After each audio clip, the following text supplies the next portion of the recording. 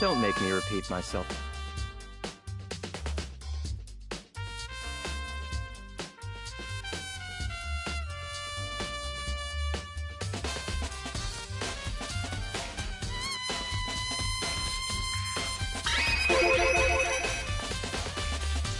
What?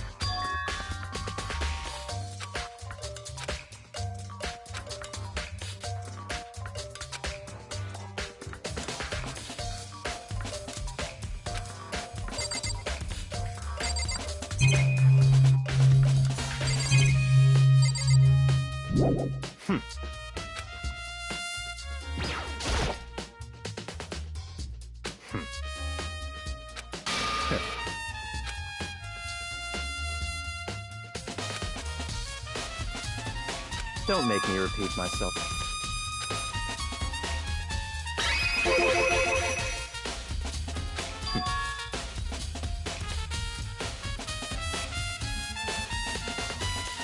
It's all clear now.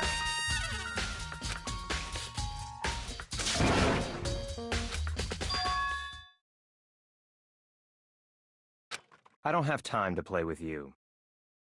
I mean...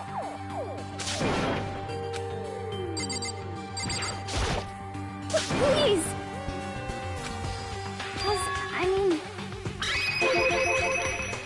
Well...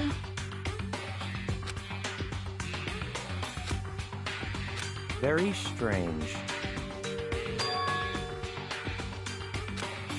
Don't make me repeat myself. Yeah! Let's go.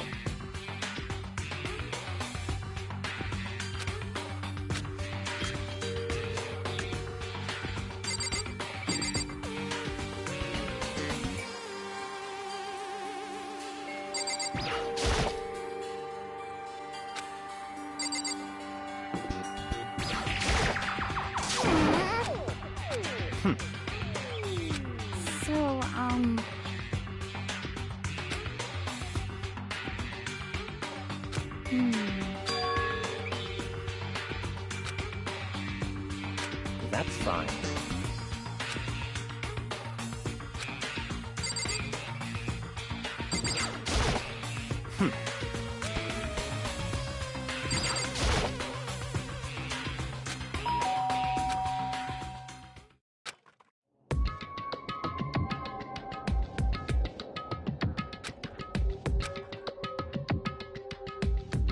What? Oh, nothing. It's just that, Hina was really worried about you, holding yourself up in your room. Leave me alone. Yeah, sure thing. But, could you open up, just for a second? Won't allow it. Huh? I won't let Genocide Jack have control.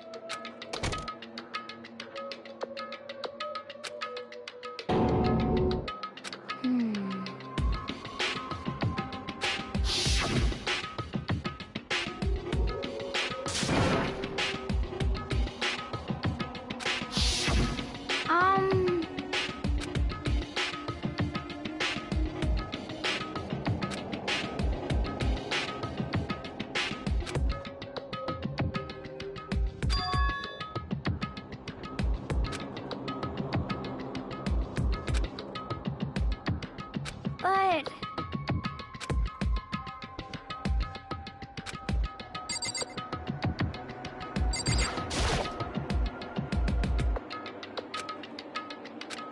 That's fine. Huh?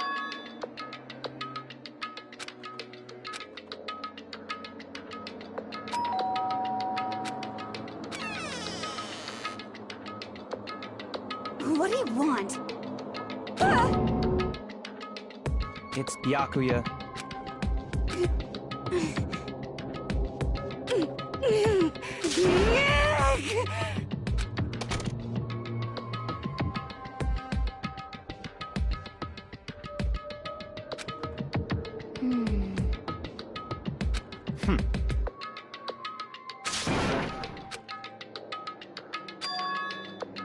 What?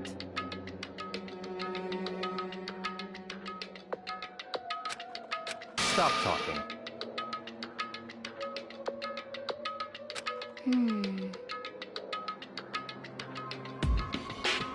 Let's go.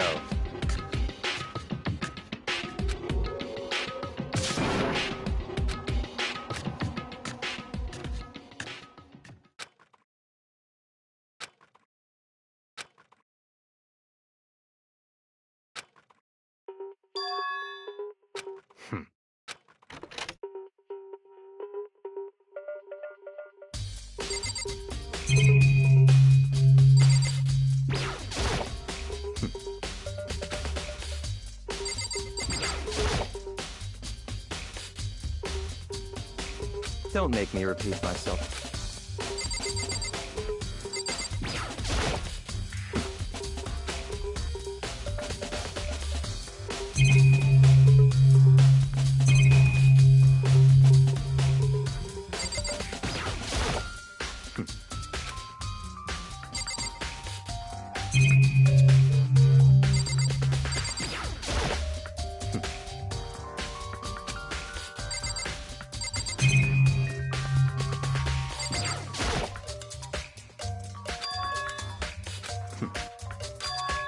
Let's go.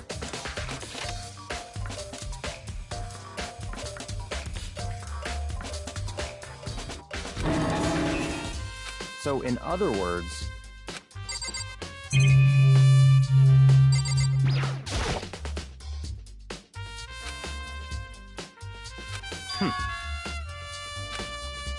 That's right.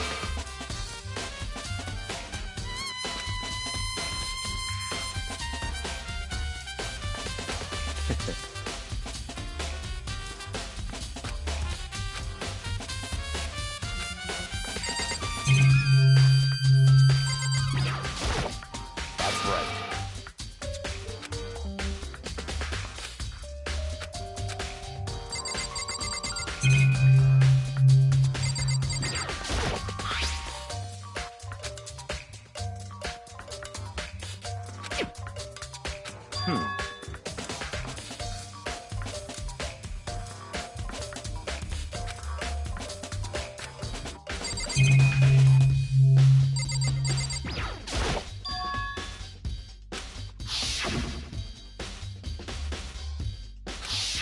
What?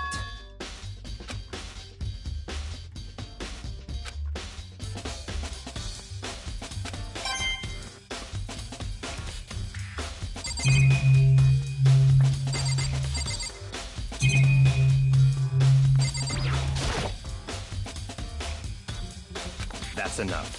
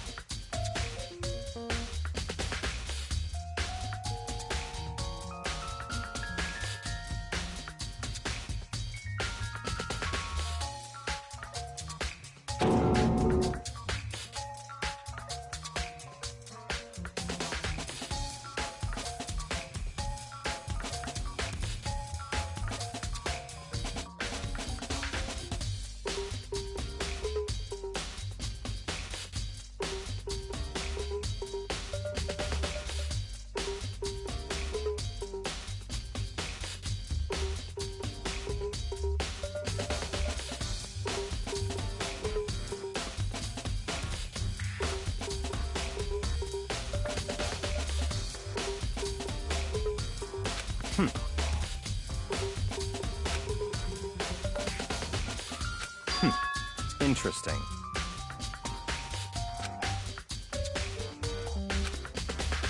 Such ignorance.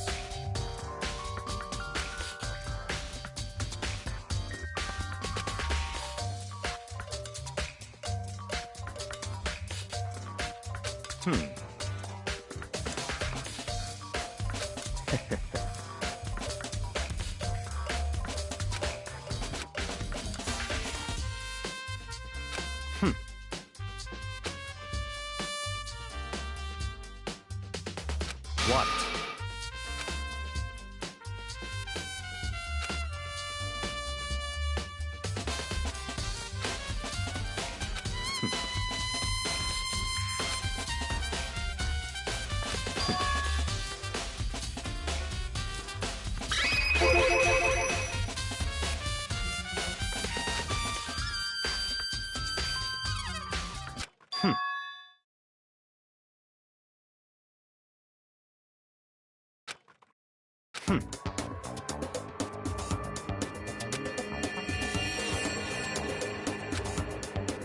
So, in other words...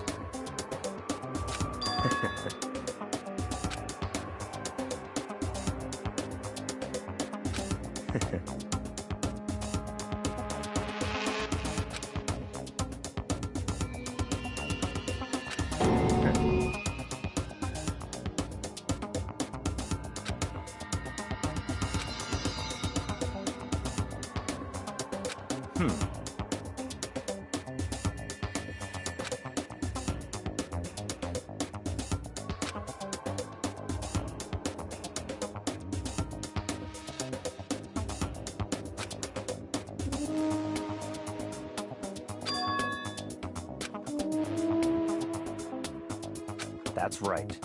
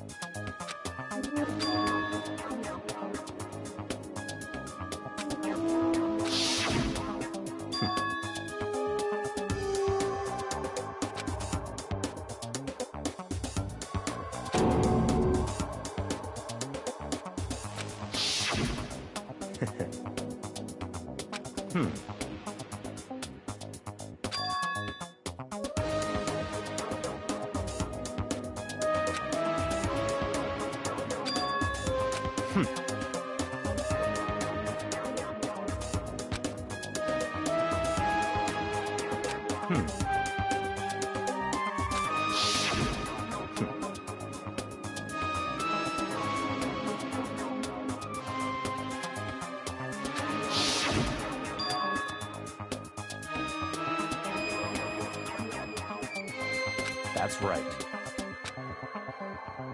So, in other words...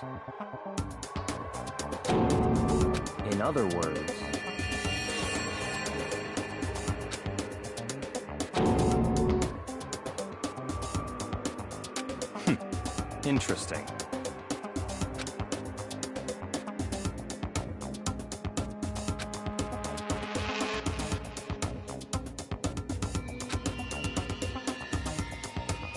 Such ignorance.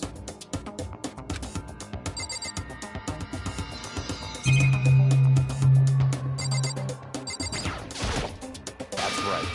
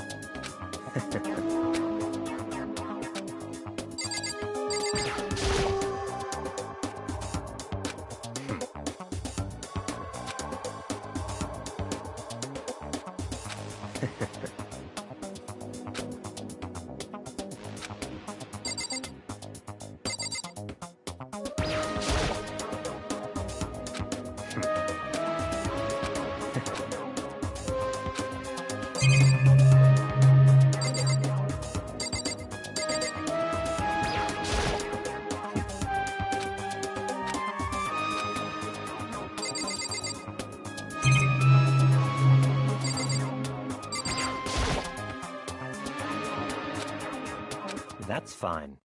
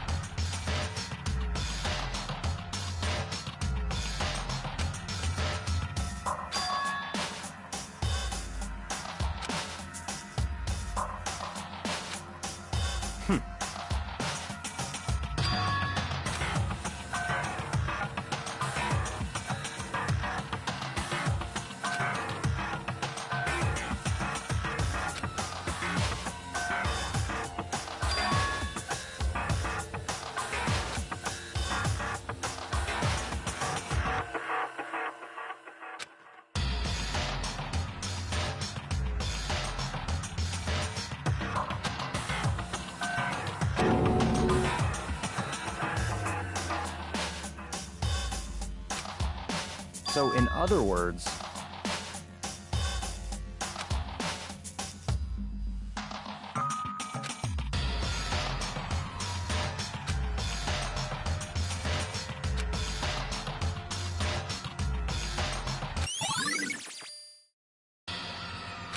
let's go.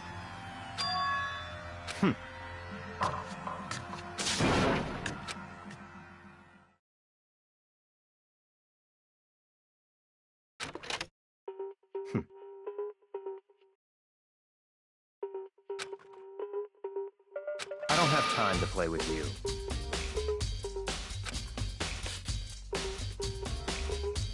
Goodbye.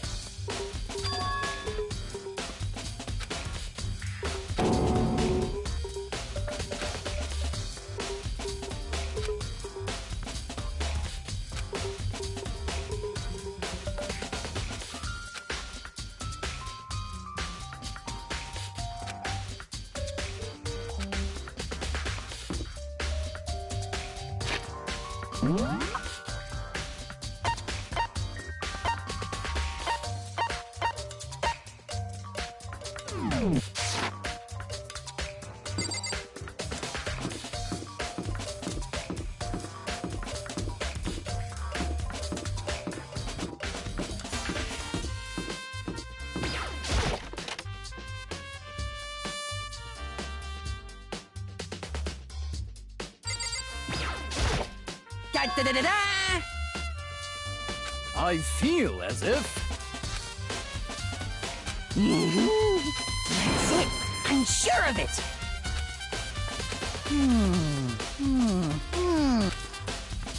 Well, it would seem...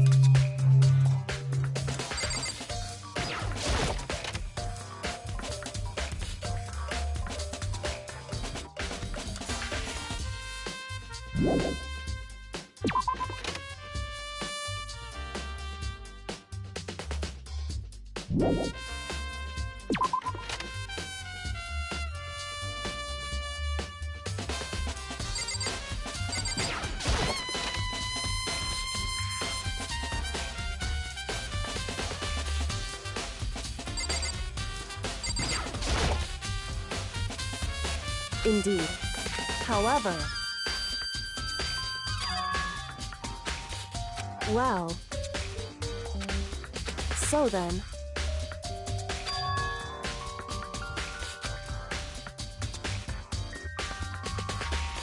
Goodbye.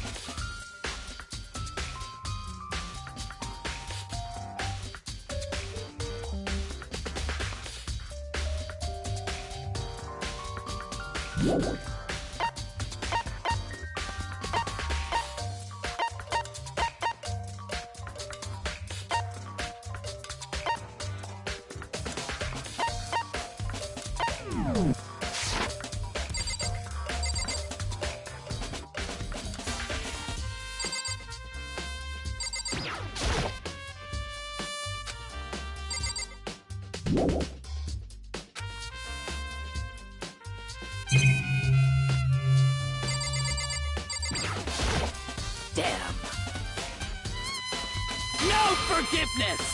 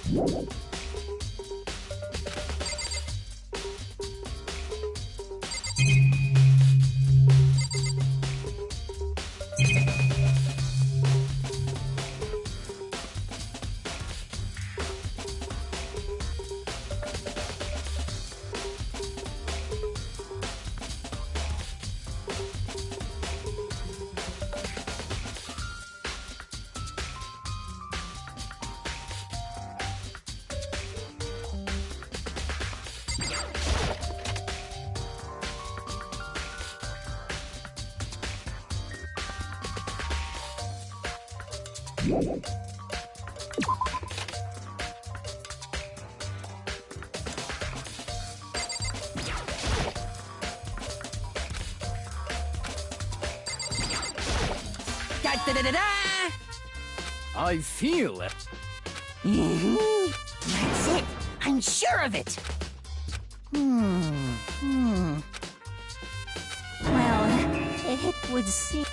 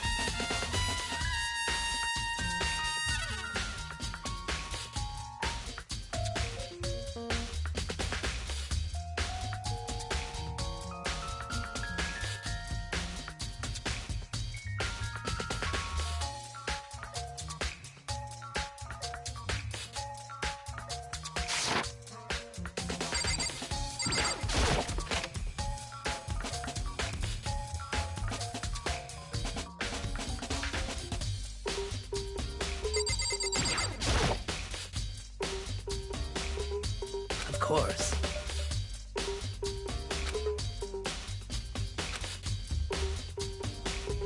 I'm sorry. However...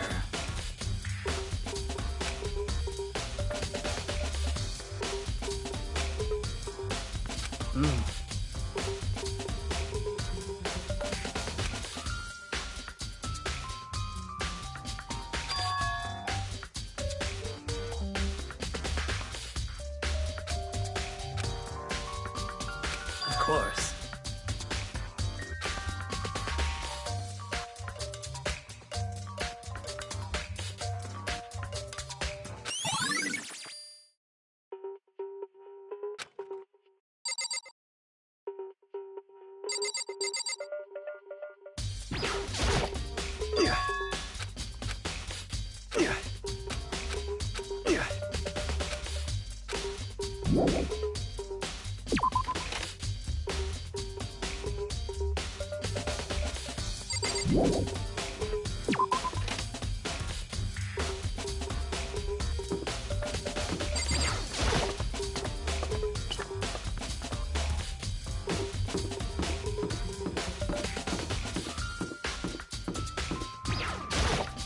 How unfortunate.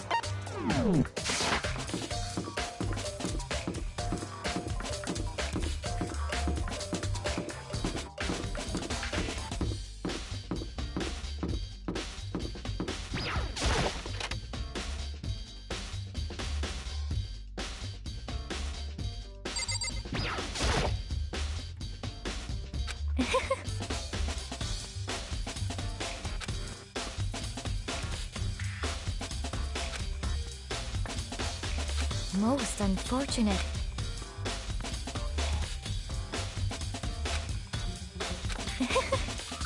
Actually,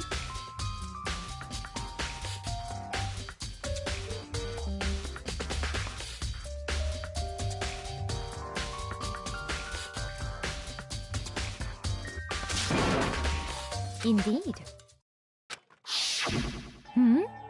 What are you doing out this late? Oh, I was just... Are you planning to go exercise, perhaps? What? How did you know? Because I can see a blue track jacket sticking out of that duffel bag you're carrying. Oh, you're right. Thanks. Well, I'd better get going. I'm kind of in a hurry.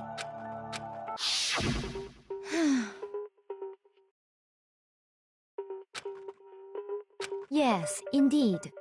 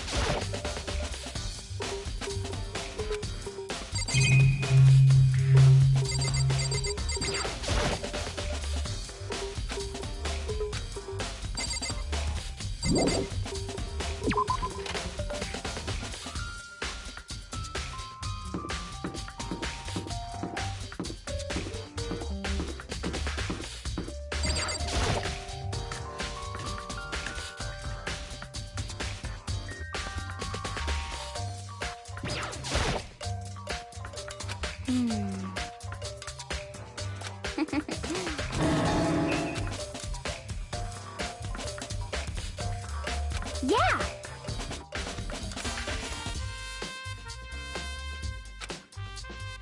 Huh?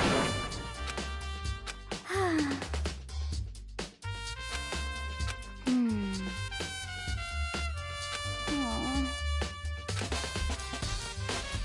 Well...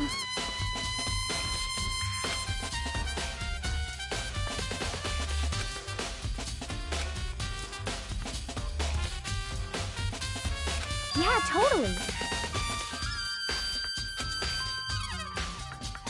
Ah!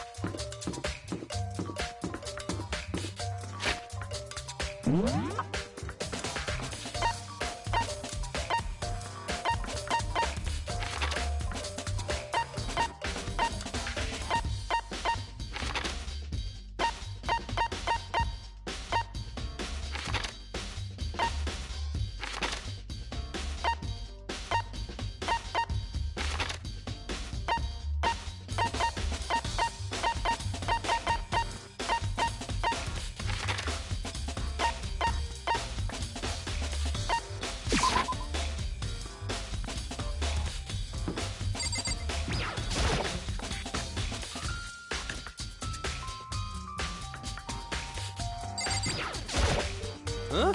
Oh.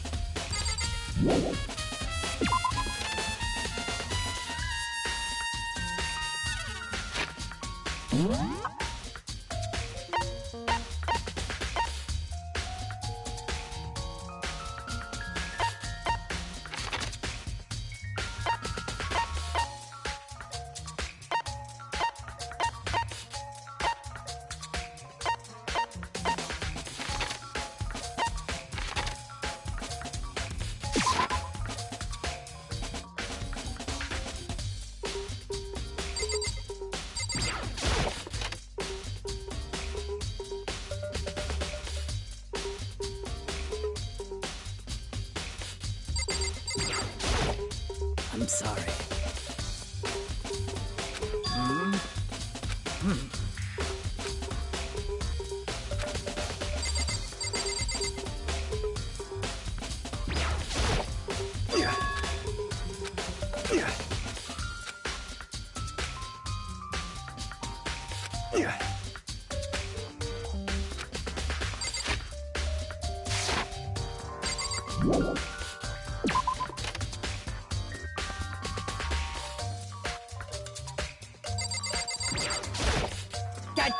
I see you. That's it.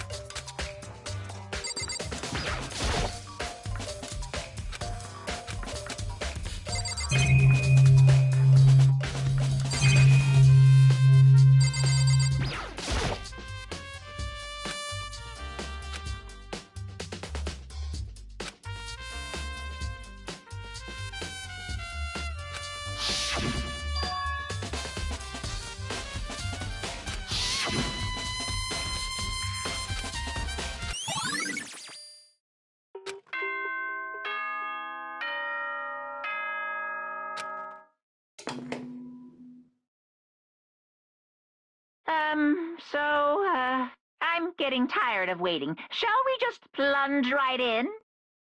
It's the moment you've all been waiting for! The class trial! You remember where to meet, right? Please go through the red door on the first floor of... See you soon!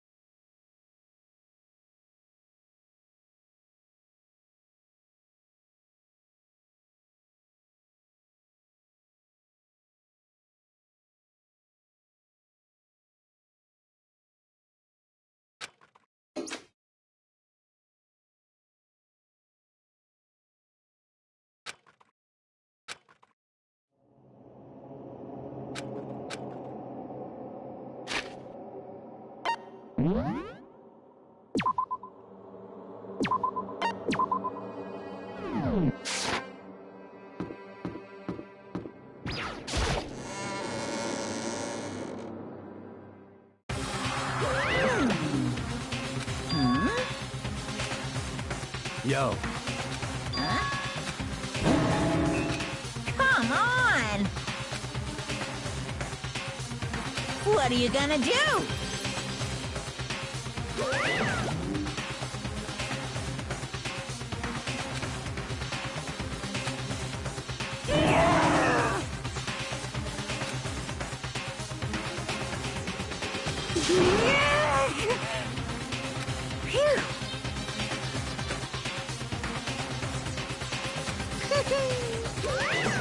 Let's go.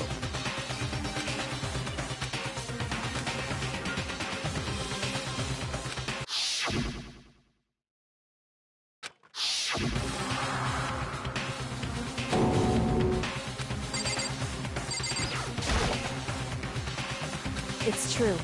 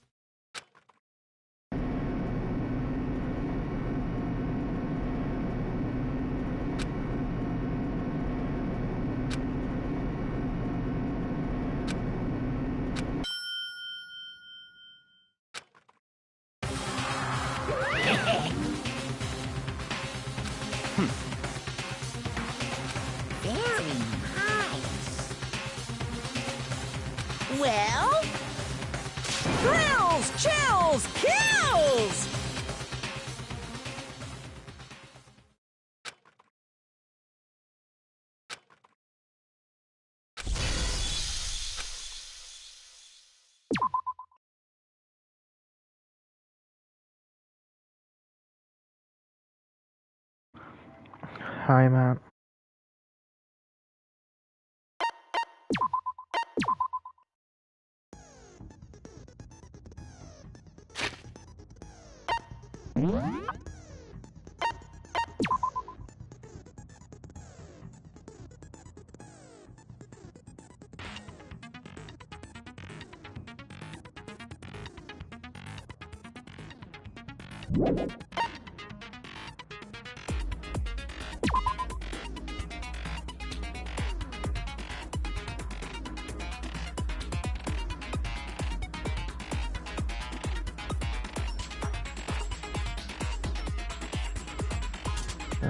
It's a Danganrompa, man.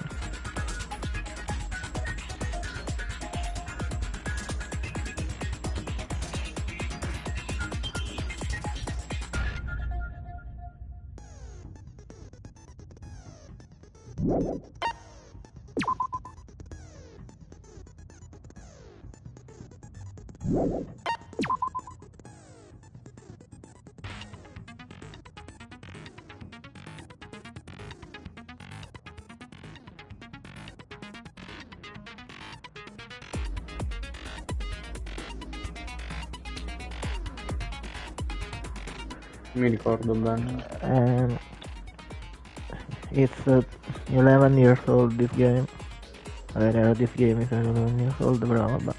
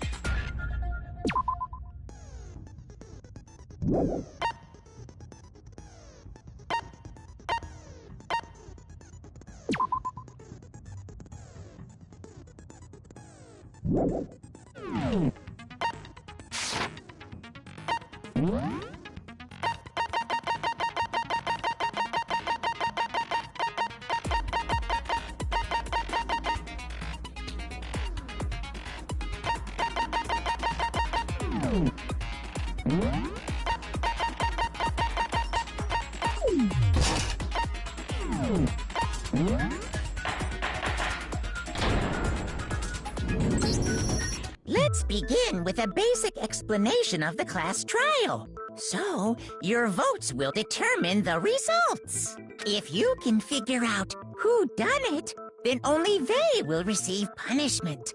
But if you pick the wrong one, then I'll punish everyone besides the blackened, and the one that deceived everyone else will graduate. Okay, then. So, first off, let's talk about the murder weapon!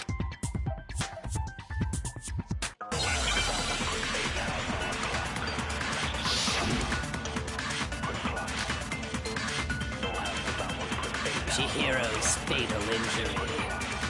It appears it was a head wound. According to the Monokuma file, the killer used a blunt instrument. But what kind of blunt instrument could it have been? I bet it was an iron pipe. No, that's wrong.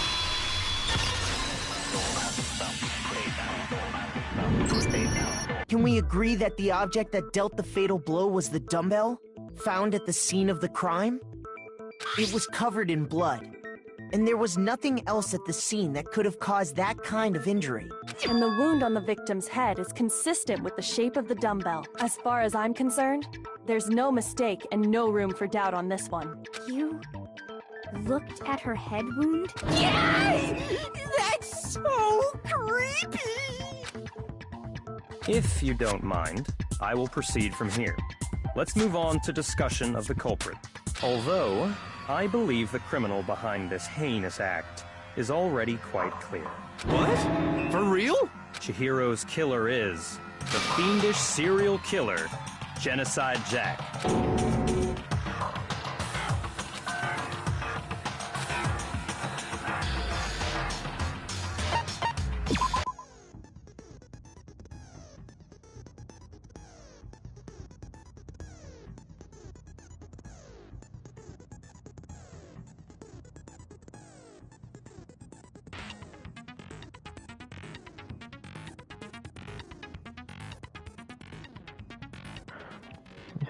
Yeah, no, he's kinda messed up. Beh, se era one shot, vabbè.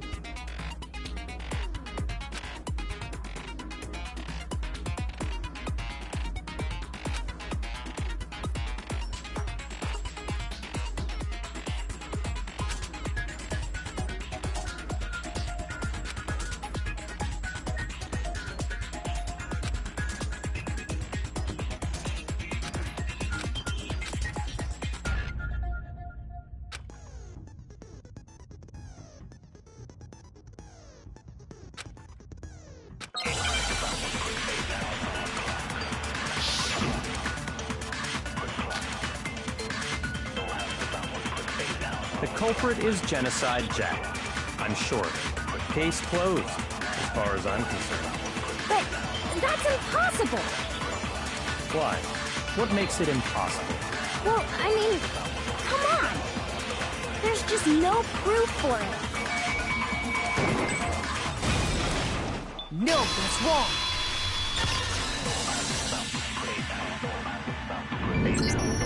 I might know one reason he could be involved. What? I found this file while I was looking around the archive in the library. I guess it's some kind of confidential file the police put together about the Genocide Jack case. What? That's kind of weird as shit, isn't it? What was something like that doing in the library?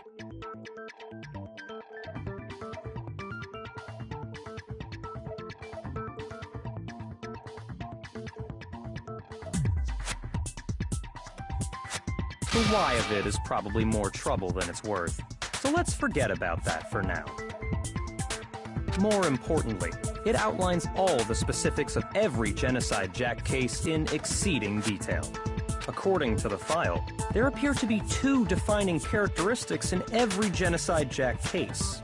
The first is that a bloody message is found written at the scene of every murder. Oh, that's right. Boob lust. No. It's actually bloodlust. But more important is the other characteristic, and it's something that has never been made public. Never made public? What the hell is it? Why don't you tell them, Makoto?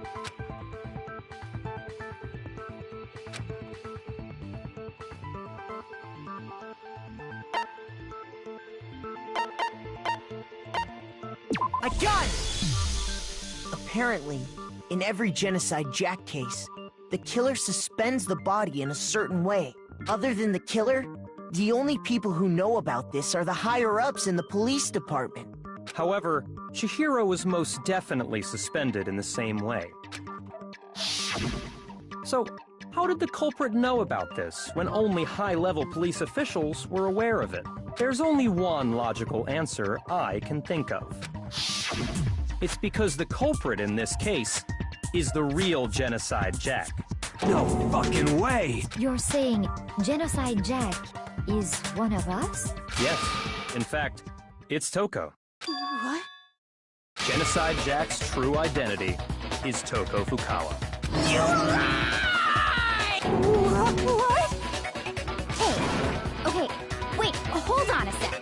Toko has, like, bloodophobia or whatever, remember? What kind of serial killer is afraid of blood? Is Toko Genocide Jack? The answer is yes and no. Another riddle? Man, why is this gotta be so complicated?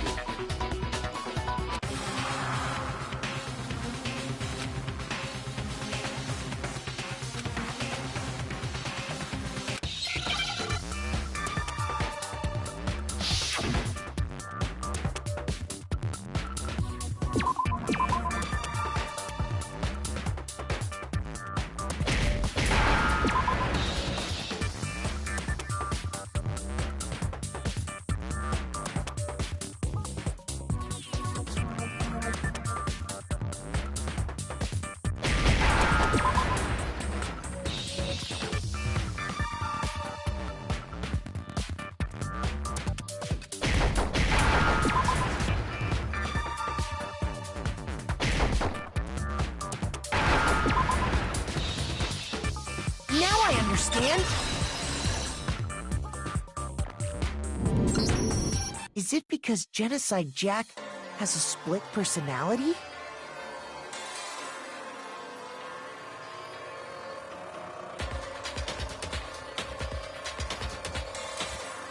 Huh?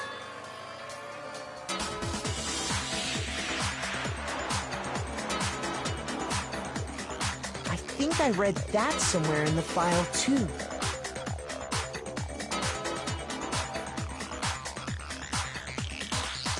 They thought that the suspect might have, what did they call it? Dissociative identity disorder. Oh, okay. But still, to go and say that about Miss Fukawa is... perfectly acceptable. Toko's strange behavior after seeing the body is proof enough that she has a split personality.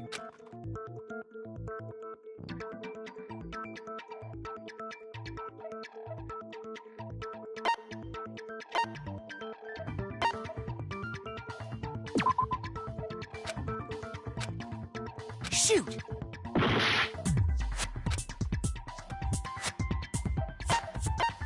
I got it! You're talking about how she started acting totally different than usual, right? That's right. Think back. She fainted when she saw Chihiro's corpse, and then, when she woke up...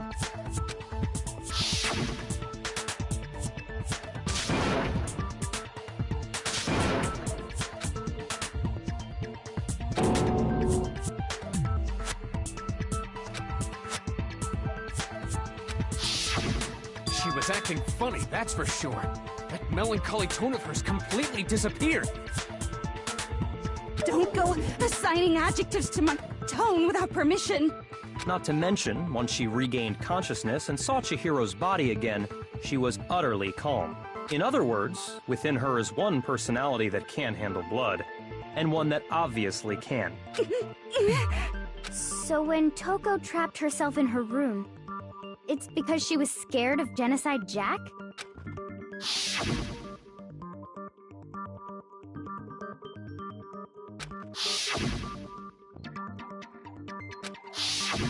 The reason she locked herself in her room wasn't to keep other people from getting in. It was to keep her other personality from getting out. What? Toko was afraid. Afraid of the murderous fiend inside of her. Of killing even more people. How? Yeah. How can you know all this? I do believe you misunderstood her. What she's trying to say isn't, how can you know all this? No. What she wants to know is, how could you tell them? Huh? Last night, just before Monokuma gave his motive speech, Toko and I had a strange conversation. She told me a most interesting story. She said a murderous fiend lived within her, and she was afraid it could appear and attack at any time. And that trepidation is what's caused her to have such a bleak attitude. Isn't that right, Toko? This is all a lie. Right, Toko? You said you wouldn't tell anyone. What? You promised! I can't believe you lied! You have only yourself to blame. You came to me with your tragic little story. I didn't ask you to. This is the real world, not some romantic fantasy fairy tale. Besides, you broke your promise first. You said that as long as you were here, no matter what, you wouldn't let Genocide Jack kill anyone. But in spite of that promise...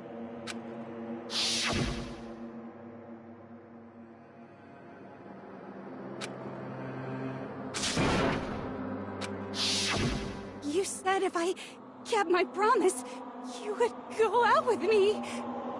That's the only reason I promised. How many times do I have to tell you? I never said that, but you weren't able to do it. You just couldn't resist that rush you got from killing, could you? I tried. I swear I tried to control it, but your efforts were useless. What a disappointment. I hate you. Well, the opening act is nearly finished. All that's left is to hear from the person in question directly. The person? You don't mean...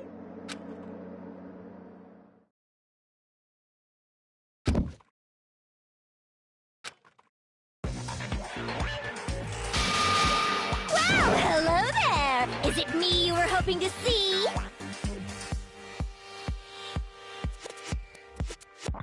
Bro, she's creepy as fuck. What the heck? So you figured it out, huh? Well, whatever. What are you gonna do? I'm the ultimate murderous fiend, Genocide Jack! Or better yet, let's go with Genocide Jill! What the fuck is this? Toko, what happened to you? Not Toko, that's a loser name, and what happened is a textbook split personality. So what if one of them happens to be a serial killer? You should turn a blind eye to one's fault.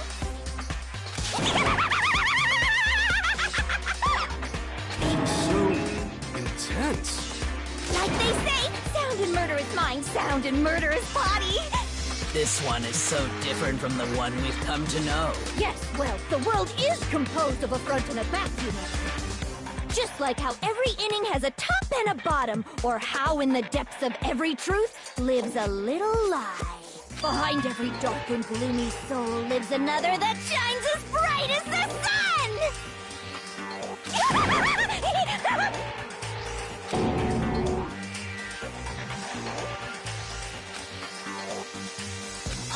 Miss Jack, Jill, can I ask you a question? What's up?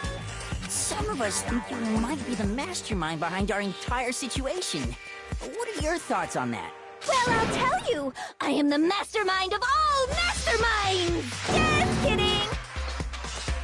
Then it's not true?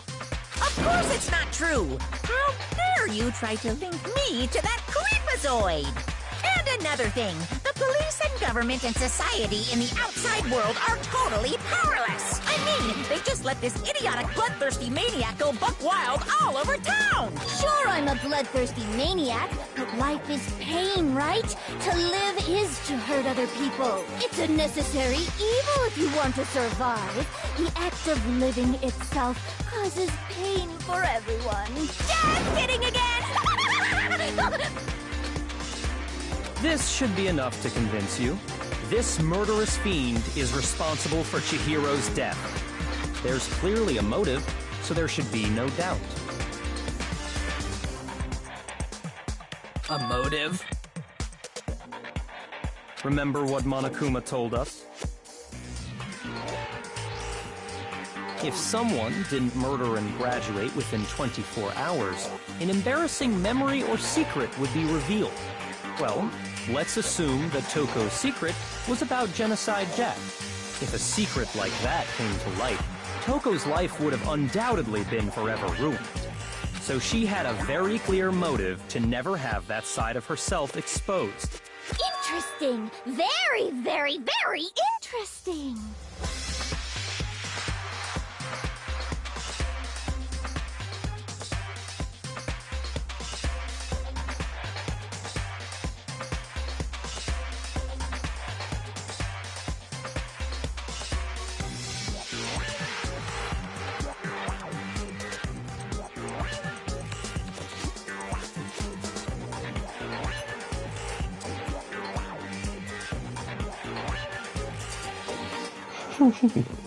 Bro, I don't really know what are you talking about.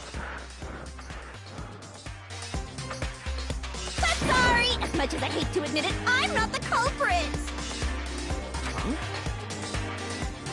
But I cannot imagine anyone other than you could murder someone in such a bizarre fashion. Maybe so, but nevertheless, it's the truth.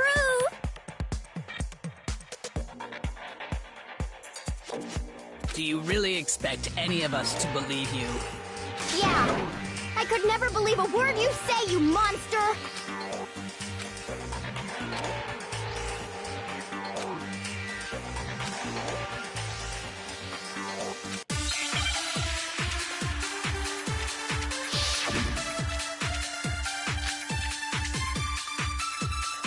Sorry, but I didn't kill anyone! You say that, but do you really expect any of us to believe it? Perhaps if you had an alibi, that would change things. Oh, an alibi, huh? Now we're talking! When you compare your past murders to this incident, the modus operandi matches completely. What more proof do we need? Give it up. You killed her.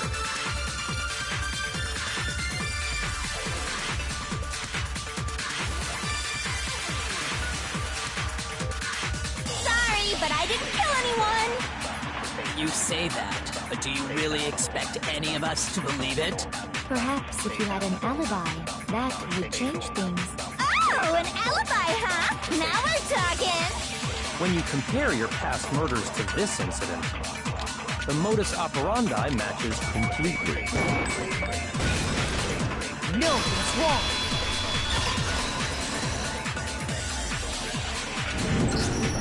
Are the methods of murder really exactly the same? I'm not so sure about that. I think there's a slight difference between the Genocide Jack cases and this one. Huh? How's it any different? Uh-oh, you don't know? Well then, human garbage, let me tell you! I murder with passion and conviction. I consider myself a professional, and I have a very particular way of doing things. Imagine you go to a fancy Italian restaurant. They're very picky about the noodles, the sauce, everything. But what happened to Chihiro? It'd be like if that same Italian restaurant started using ragu or Chef Boyardee. This is no creation of mine. Let me rephrase that, in a way that maybe makes more sense. There are two clear differences between the Genocide Jack cases and this one.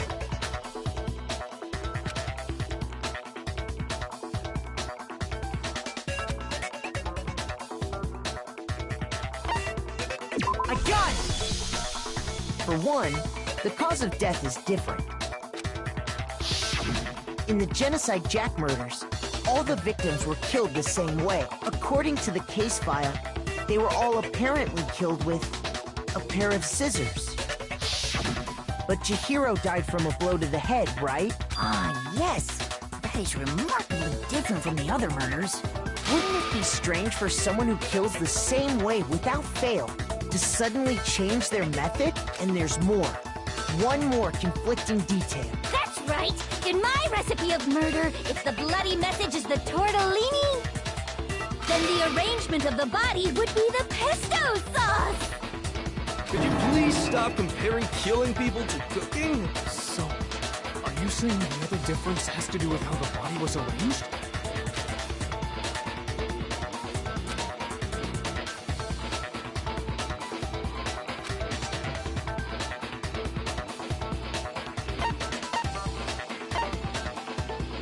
I got it! Do you remember what the killer used to suspend her? They used some kind of rope to hang her up by her wrists. What is your point? Well, in all the previous Genocide Jack cases, something else was used to suspend them. Specifically, pairs of razor-sharp scissors. And guess what? I used my own specially designed scissors for the murders and the arrangement! Like I said, I'm a professional, so naturally I'm very picky about the tools I use. And you know what else? Big Mac said there's two differences, but he's wrong. Big Mac? Are you referring to me? Listen up, Big Mac. There's actually one more difference. Huh? My word, you really didn't notice? Take a look at who the victims were in each Genocide Jack case. There's a pattern there, just waiting to be discovered. A pattern? Figure that out, and it'll be plain as death why I couldn't have possibly killed that little lolly girl.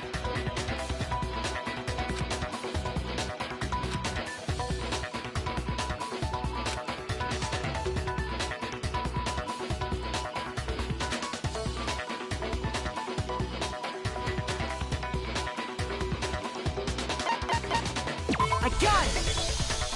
Is it because Chihiro was a girl? Bingo! Bullseye! Right on the money! What are you talking about? In all the Genocide Jack cases, all the victims had something in common.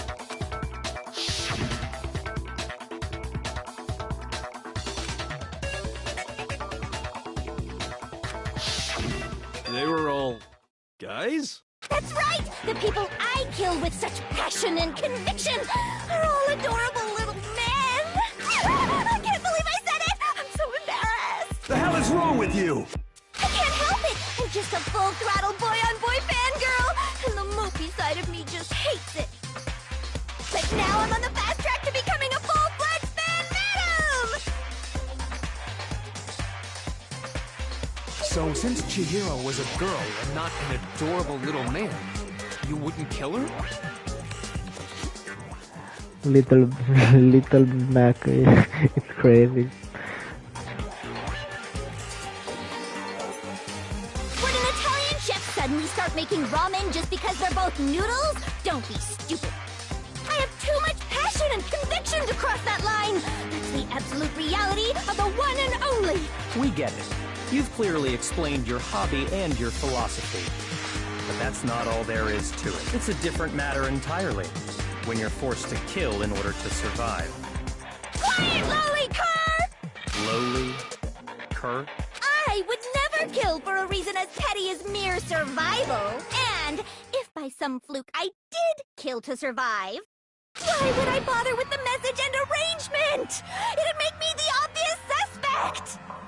That does make some amount of sense. Plus, whatever reason I have for killing, I would never leave out my prized scissors. Who would go out of their way to use a big, stupid, heavy dumbbell? Maybe you used the dumbbell because you couldn't find any scissors in the school? Any scissors? I don't just use any scissors. I only use my own set of high-class envy of the entire world scissors! Okay, whatever. There still aren't any in the school. Are you sure about that?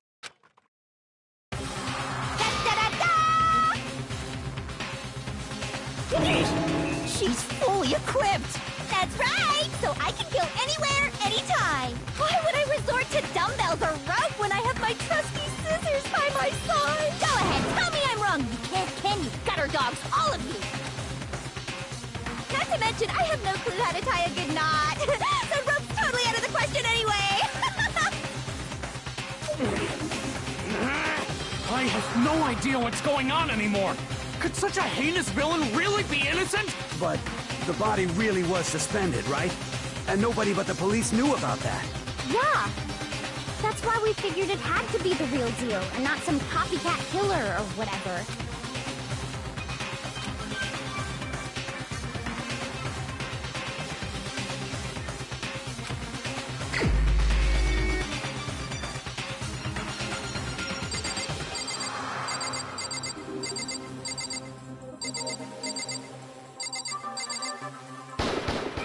Here's my answer.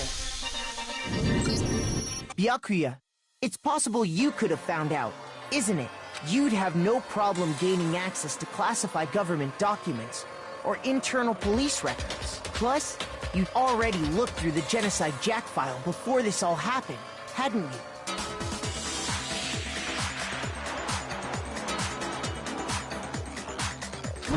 Are you saying Mr. Togami did it?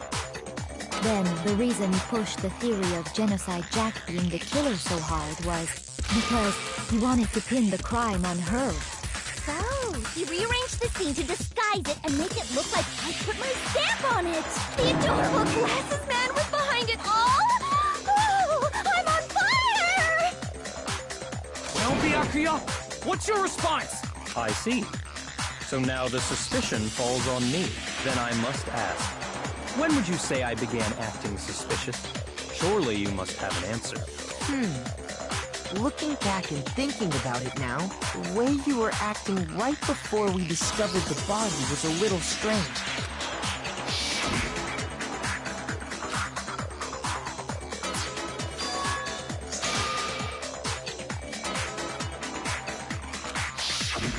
You wanted to go to the girls' locker room right away, right? But since you're a guy... I should have naturally thought of the boys' locker room first. Is that what you want to say? The victim was Chihiro, a girl. Hence why I said we should check the girls' locker room. Nothing strange about that, I'd say. On the contrary, there's something very strange. Okay then, what's so strange about it? Go ahead, share with the rest of the class.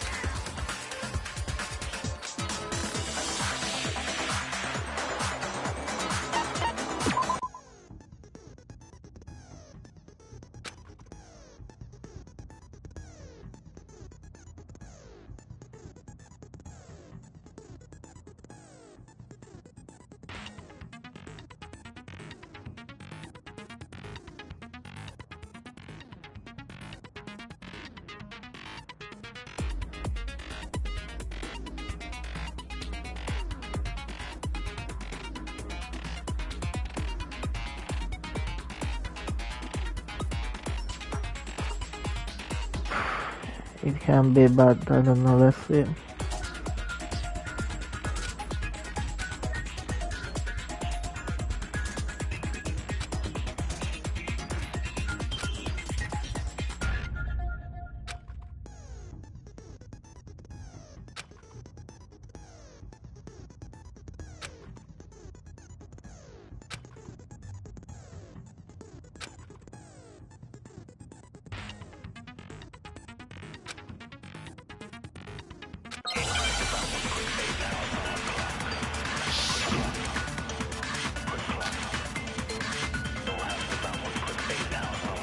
So, you said Byakuya was acting kind of weird before we found the body.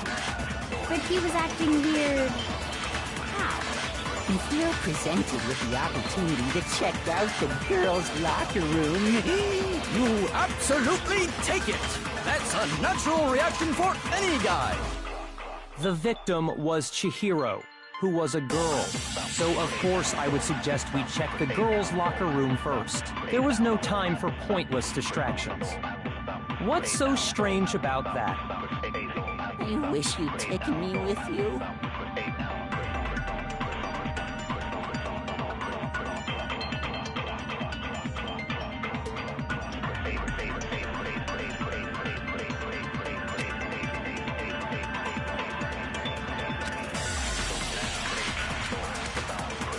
So, you said Byakuya was acting kind of weird before we found the body. But he was acting weird... how? If you're presented with the opportunity to check out the girls' locker room, You absolutely take it! That's a natural reaction for any guy! The victim was Chihiro, who was a girl. shoot! So, you said Byakuya was acting kind of weird before we found the body. But he was acting weird... how? If you're presented with the opportunity to check out the girls' locker room, You absolutely take it! That's a natural reaction for any guy! The victim was Chihiro, who was a girl. So of course I would suggest we check the girls' locker room first. There was no time for pointless distractions. What's so strange about that? I wish you'd taken me with you.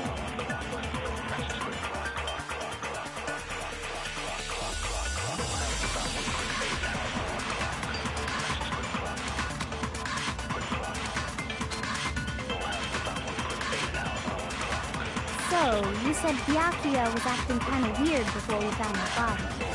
But he was acting weird... how? If you're presented with the opportunity to check out the girls' locker room, You absolutely take it! That's a natural reaction for any guy! The victim was Chihiro, who was a girl. So of course I would suggest we check the girls' locker room first. There was no time for pointless distractions. What's so strange about that? I wish you'd taken me with you.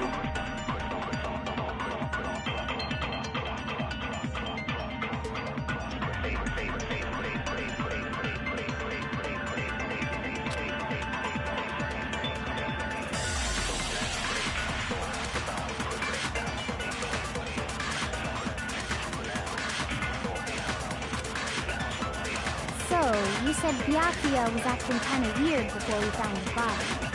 But he was acting weird...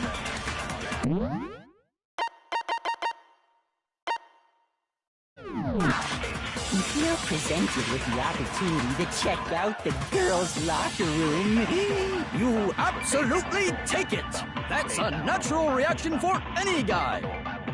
The victim was Chihiro, who was a girl.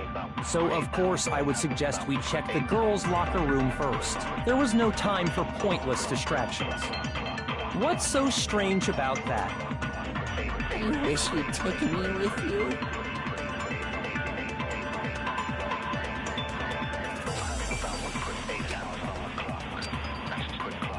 So, you said Byakuya was acting kind of weird before we found the body. Shoot! So, you said Byakuya was acting kind of weird before we found the body. But he was acting weird...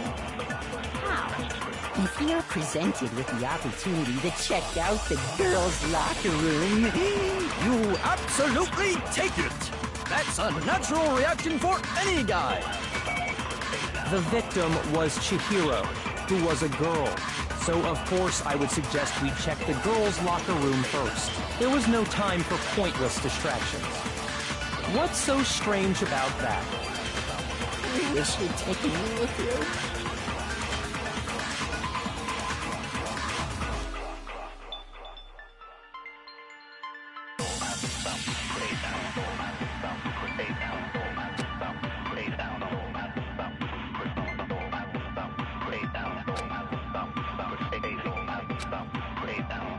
So, you said Byakuya was acting kind of weird before we found the body. But he was acting weird... how? If you're presented with the opportunity to check out the girls' locker room...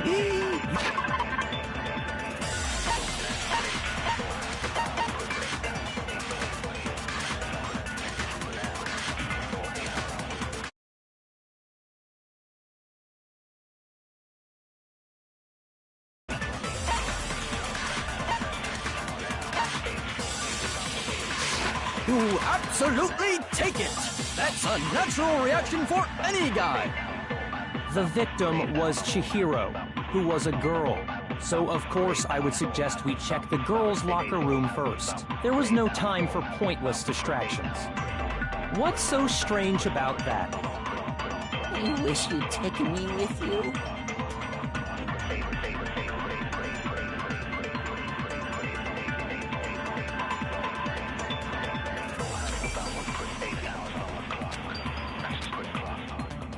So, you said Byakuya was acting kind of weird before we found the body. But he was acting weird... how? If you're presented with the opportunity...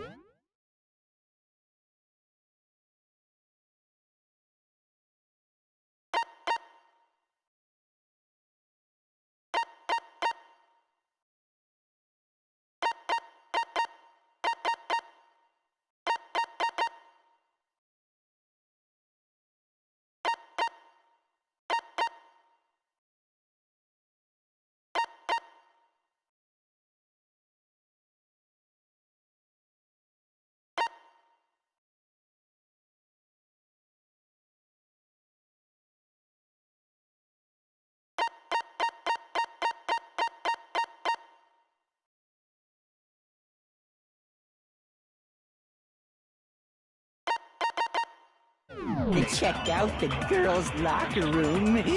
You absolutely take it! That's a natural reaction for any guy! The victim was Chihiro, who was a girl. So of course I would suggest we check the girls' locker room first. There was no time for pointless distractions. What's so strange about that? I wish you'd taken me with you.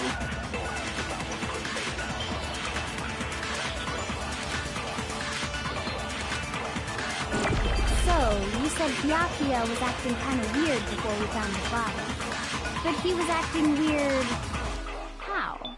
If you're presented with the opportunity to check out the girls' locker room... You absolutely take it! That's a natural reaction for any guy! The victim was Chihiro, who was a girl. Shoot! So, you said Byakuya was acting kind of weird before we found the body. But he was acting weird... how? If you're presented with the opportunity to check out the girls' locker room... You absolutely take it! That's a natural reaction for any guy!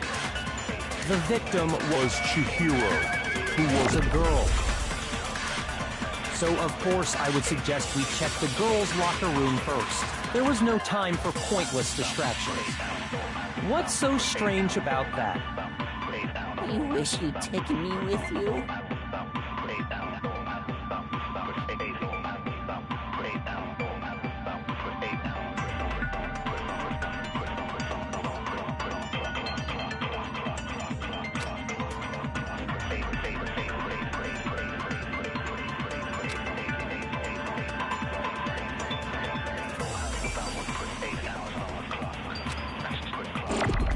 So, you said Byakuya was acting kind of weird before we found the body.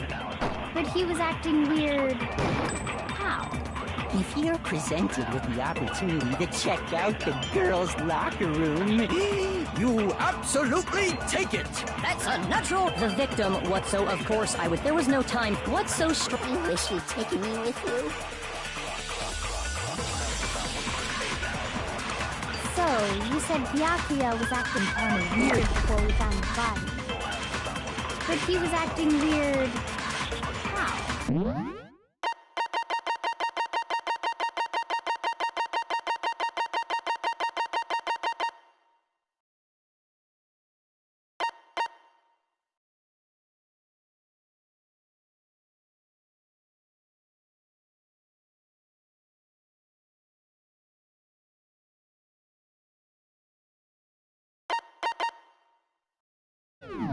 If you're presented with the opportunity to check out the girls' locker room, you absolutely take it! That's a natural reaction for any guy! The victim was Chihiro. No, he's wrong!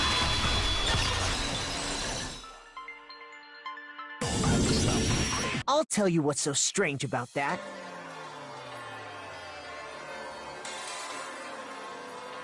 Because up until we actually discovered the body, we couldn't have known who the victim was. So your claim that you went to the girls' locker room first because Chihiro was the victim doesn't hold up.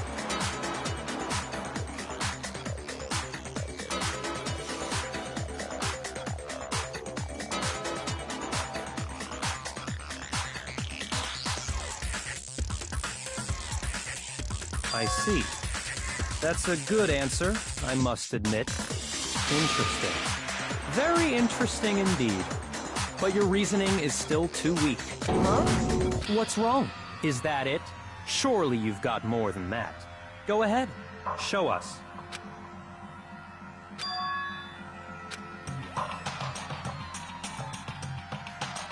What's the matter? You're not finished already, are you? There must be more to it. There is. I think. There is more to it.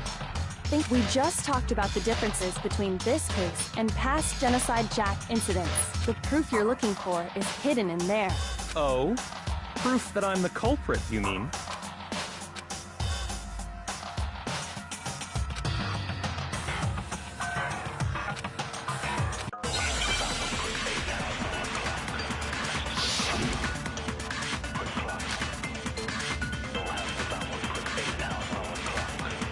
The difference between the cases? You want me to explain it again? When I want to kill, I use my very own special scissors. And I use those same scissors to arrange the body. But Chihiro was suspended with... it was some kind of rope, was it not? That's right! It absolutely was! Then there must be something very fishy indeed about that rope. Hey, Byakuya, where'd you get it from, huh? I'd never seen that rope before in my life.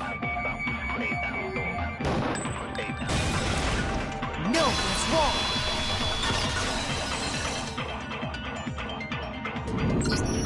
Actually, I'm pretty sure you have seen it before.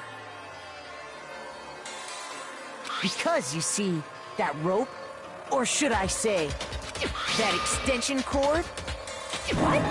An extension cord?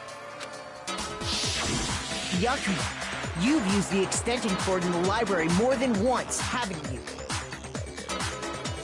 And the same extension cord that was in the library all this time went missing after the murder. And there's no way someone who uses that extension cord as much as you do wouldn't discover that fact. And Byakuya must be the one who took the extension cord. I can't imagine any other possibility. That's really what you think? Then your conclusion is something like this? I killed Chihiro in the girls' locker room, then hung her up and wrote that bloody message. I intentionally made it look like Genocide Jack was behind it. Is that about right?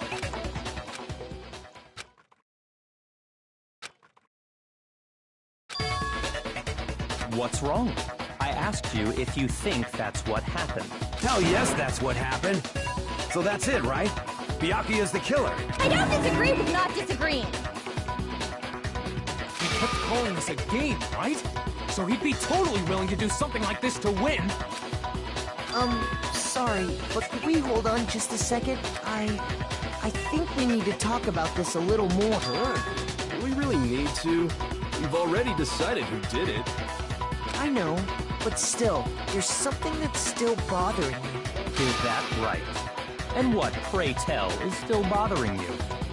I killed her in the girls' locker room, then disguised my crime. Specifically, I dressed it up to make it look like it was the work of a homicidal psychopath. What about all that bothers you?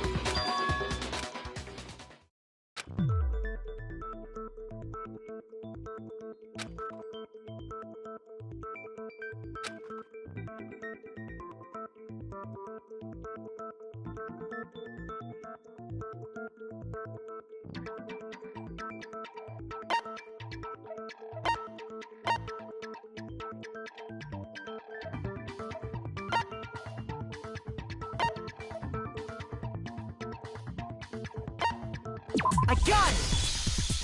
You say you killed Chihiro in the girls' locker room, right? But are you sure about that?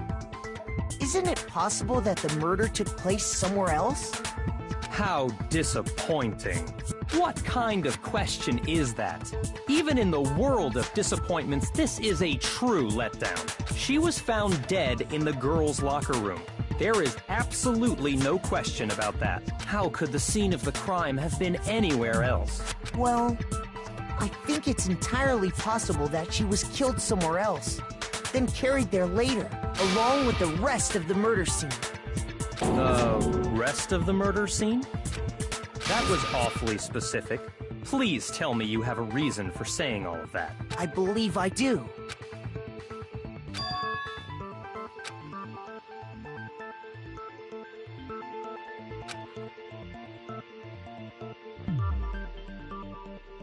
Hey, don't just move on without permission!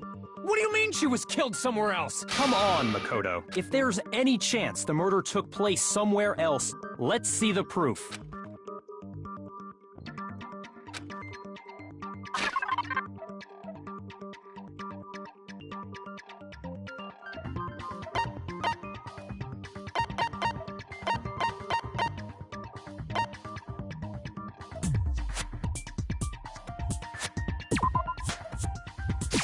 I got it! The proof that she was killed somewhere else is the poster that's hanging in each locker room.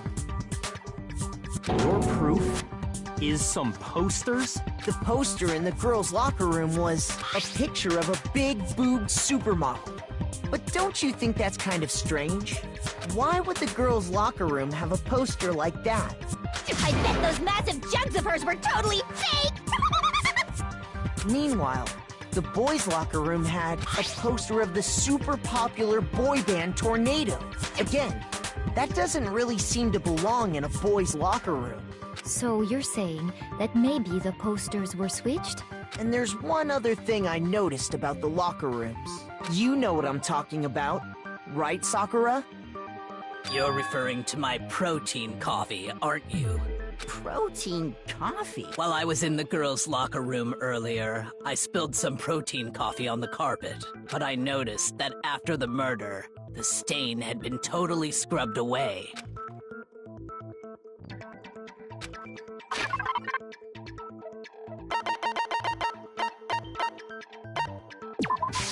I got it!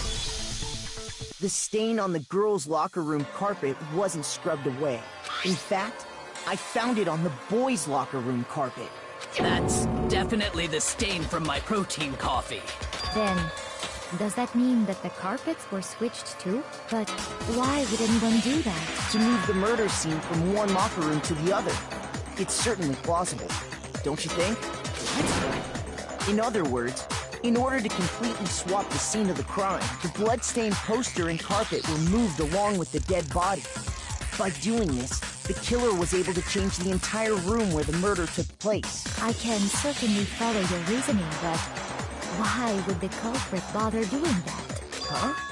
Why would they go through all that trouble of switching the scene of the crime? Actually, an even bigger question.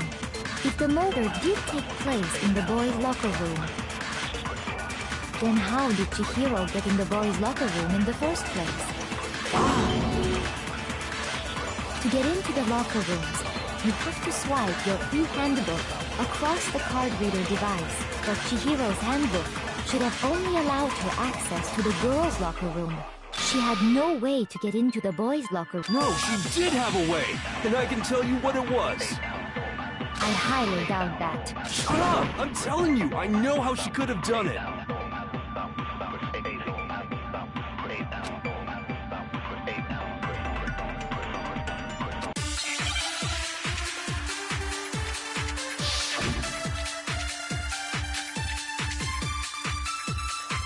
Is it really possible? Could Chihiro really have gotten into the boys' locker room somehow? I got it! She must have hacked her e-handbook. She was the ultimate programmer, after all. I'm sure that would have been no problem for her. No, I don't think that's it. She used the thing that was in the main hall. Huh? What thing? I'm talking about Leon's handbook, of course. If she had that, she could get into the boys' locker room no problem.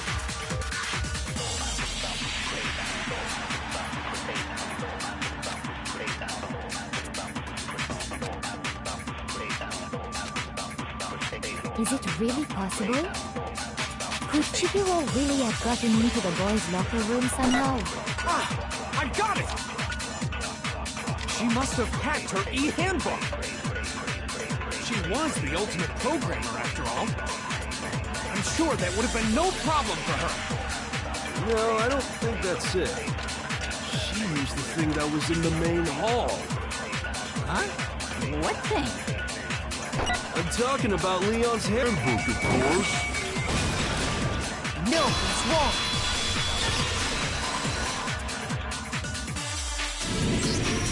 No, I don't think Chihiro used Leon's handbook. Why not? Because Leon's handbook was broken. Oh. Well, then, yeah, I guess that'd be pretty impossible, huh? I am struck silent by how quickly you gave up. Plus, isn't there a regulation against using someone else's handbook? Actually, the rule states that loaning your handbook is prohibited. It says nothing about borrowing one. In other words, you could borrow a dead person's handbook all you want, and you'd be safe. Yup. Hit the nail square on the noggin. Of course, if it were broken, that wouldn't make any sense anyway. So then, she must have hacked hers, like I said. She used her ultimate programmer skills and... Psst! You can't fix an e-handbook. The instant you open one up, a security buzzer starts blaring. So, if she didn't use Leon's handbook, and she didn't modify her own handbook... Maybe Mr. Naegi's initial assumption is just... wrong? It seems like there's no way she could have got into the boys' locker room. So I guess so. Okay then, I vote for Byakuya.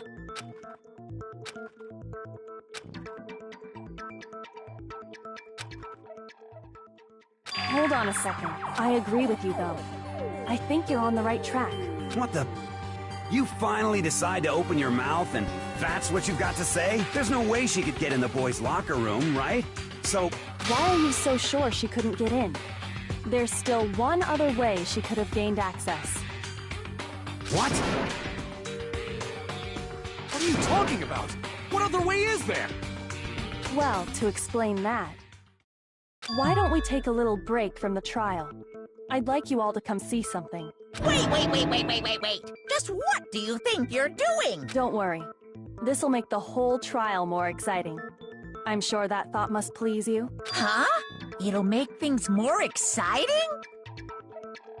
Well, all right then. I declare an official class trial recess. Huh? For real? Now then, what is it you want to show us? It better not be boring or I'll be very unhappy. Oh, I have no doubt it'll meet your lofty expectations. So, shall we go?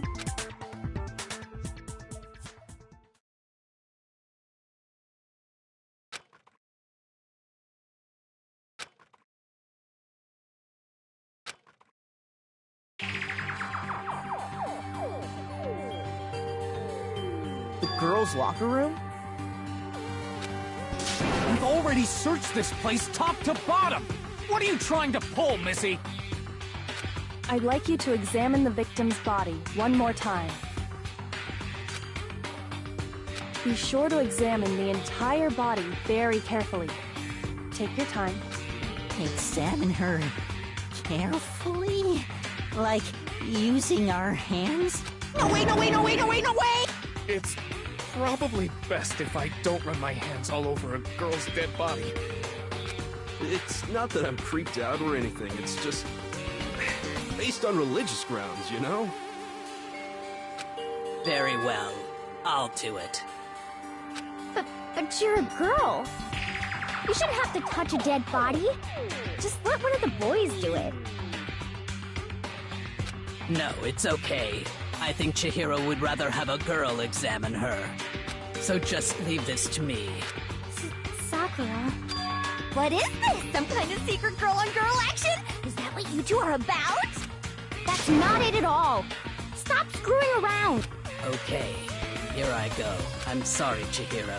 Please excuse the intrusion. Be sure to check her entire body, and I believe we will solve this particular mystery. Her entire body? I know you say that, but... What?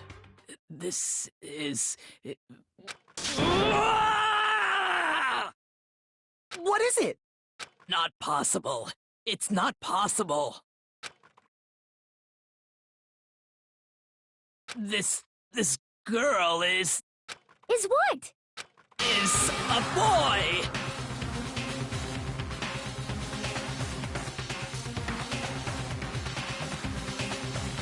Ah, I see.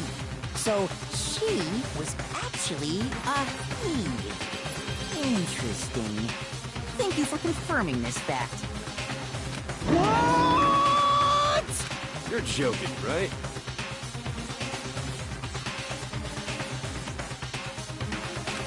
I wouldn't joke about this.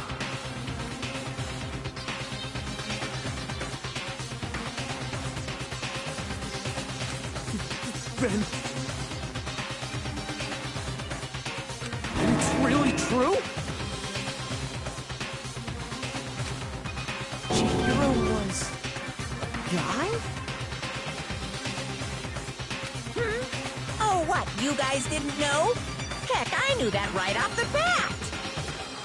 Chihiro Fujisaki was totally a guy! He was a cross-dresser? Oh, I'm really on fire! I wish I had killed him! So that's what Kyoko wanted to show everyone, huh? Interesting.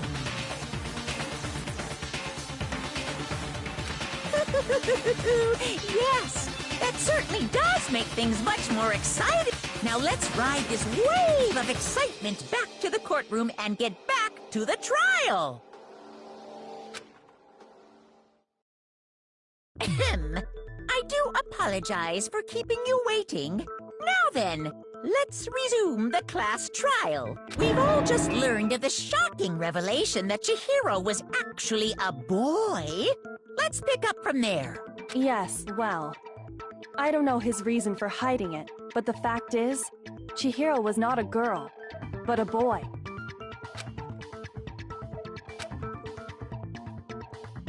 And because the victim was male, he would have had no problem gaining access to the boys' locker room. Assuming his handbook did, in fact, list his gender as male, then yes, that would be true. Of course his handbook said he was a boy. He dressed like a girl, but he was a boy through and through. So then, there should be no issue with Makoto's initial assertion. The victim was killed in the boys' locker room, and was then later moved to the girls' locker room, and the killer could have easily used Sayaka or Junko's handbook to get into the girls' locker room. So Chihiro really was killed in the boys' locker room? I still don't understand the motive for moving the body, but yes, that does seem plausible. Well, I must admit, I did find it rather odd. I knew he felt a little off. There was a certain incongruity to his female body. This is the most titillating situation! So now everything has been connected. All the mysteries have finally become clear. Okay, well, connected or clear or whatever. We still think you're the killer, remember? Very interesting. This has become very interesting indeed. He's off in his own little world. What about you, Makoto? After everything we've learned, do you still think Byakuya's the killer? Well, without a doubt, Byakuya is the one that made Chihiro's death look like Genocide Jack did it. But I think he might not actually be the killer after all. What? But aren't you the one who accused him in the first place? He just seems to be too easygoing about all this. Like he's enjoying us solving the mystery. The way he's acting, it makes it seem like it doesn't have anything to do with him. And you think that might be because it doesn't have anything to do with him? Plus, the evidence he left behind was a little too... how can I put it? Overt. He consciously chose to use the extension cord, knowing it could connect him to the murder. At least, that's how I see it. And Byakuya, when you found out the murder took place in the boys' locker room, it seemed to rattle you. And then again, when you found out Chihiro was actually a guy, if you really were the killer, that stuff wouldn't have had any effect on you. So that's your thinking, huh? Well, it bothers me that you don't have more concrete reasons, but it's fine. I guess I'll mark it as correct for the time being. Mark it as correct? He's right. I am not the culprit.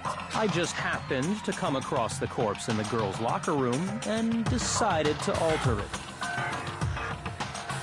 Are you fucking with us right now?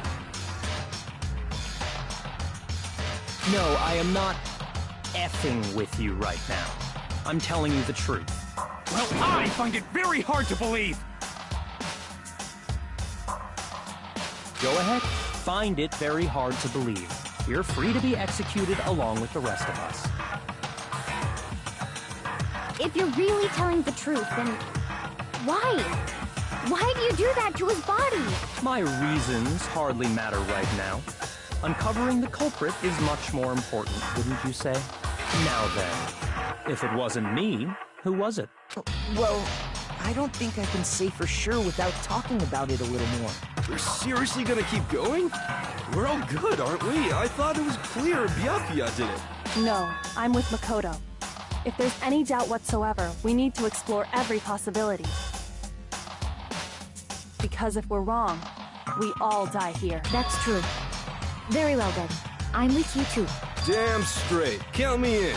Do you not have a mind of your own? Of course I do. What am I, an ant or something? Anyway, let's discuss this all as a group one more time. We still have time to make our decision. That's very true. Our lives are all on the line. Excellent. Then shall we resume our game of hide and seek?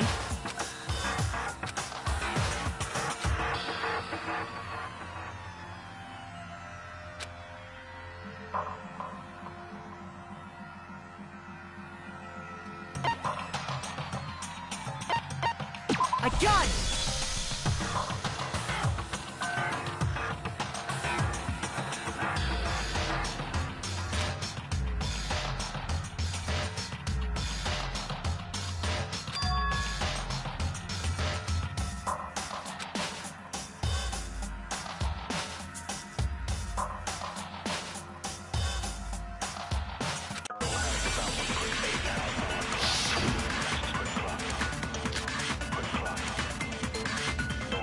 Isn't there a single clue that might lead us to who did it? Well, clues are one thing, but did nobody get a look at the killer? I'm sure if someone saw the killer, they would have said something by now. Perhaps someone saw the victim at some point. Even that might be enough for now. Yeah. All we need right now is any kind of new info.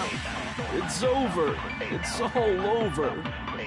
You want to know who saw the victim?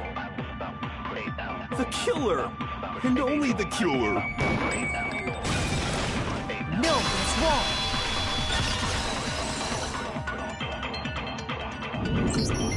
I believe someone else did see the victim before he was murdered. What do you think, Celeste? Now that you mention it, yes, I did see him. Huh? Really? Oh, but I suppose only Makoto knows about this. The rest of you had no idea, did you? That is why you're all making such ugly noises. Whatever! Just hurry up and tell us! It was last night, right before nighttime. I saw Chihiro in the dormitory warehouse.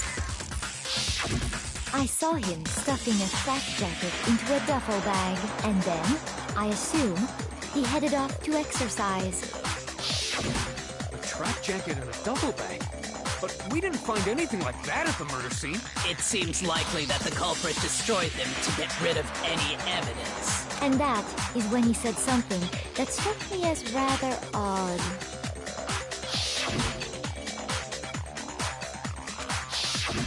Chihiro told me he was in a hurry. But why would he be in a hurry? Only if someone were waiting for him, I should think. So, Mr. Fujisaki was on his way to meet with someone, and then they were going to work out together? But Hina and I had invited him to exercise with us plenty of times, and he always declined. Probably because he was afraid you'd find out the secret he was hiding, right? Which means that conversely, he must have trusted whoever he was meeting with very much. Enough so that he was willing to risk his secret being revealed. What a marvelous friendship! The point is, whoever he met up with is the culprit, right? So we just gotta figure out who it was. But knowing what we know, I can't even guess. No. You already have what you need to make the connection. Huh? You know who the killer is. Seriously? Who is it? Who's the killer? Think back to the track jacket and duffel bag the killer disposed of. Focus on the details of these items, and it should become obvious who was waiting for him. Are you sure about that? You really think we can figure out who did it based on two pieces of evidence that we don't have? What? You want to track down some fingerprints or something? Even if we had the equipment for that, we wouldn't know how to use it.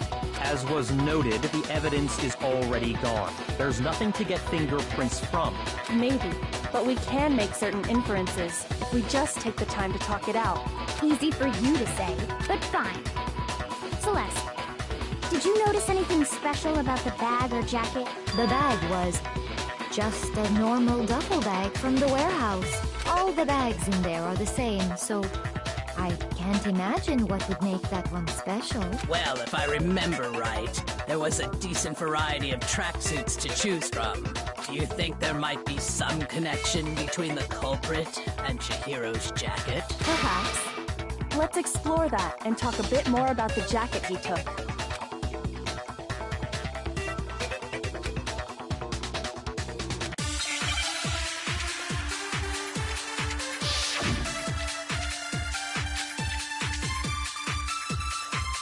First of all, we know where Chihiro was headed. He was on his way to go exercise. So next we have to ask, why did he choose the specific tracksuit that he did? What do you mean, the specific tracksuit? I got it! He picked that tracksuit because it matched the one the culprit was wearing. So, what you're saying is, the killer was wearing the same blue tracksuit as him? My tracksuit is black. I don't even have a tracksuit. Because exercising sucks. I have a white tracksuit personally. I got it from the warehouse, if you must know. Did any of that really help us get any closer to figuring out who the culprit is? No way. Not a chance. You heard him, right? What he just said without even realizing it?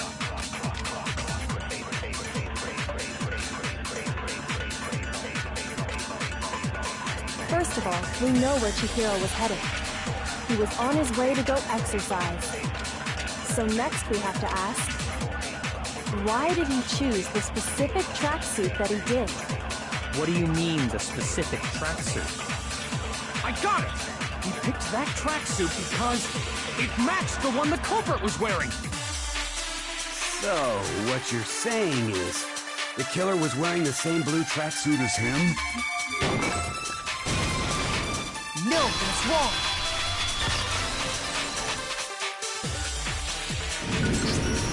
Hold on a second, Mondo. What did you just say? Huh? What'd I say? When Celeste testified a few minutes ago, she said...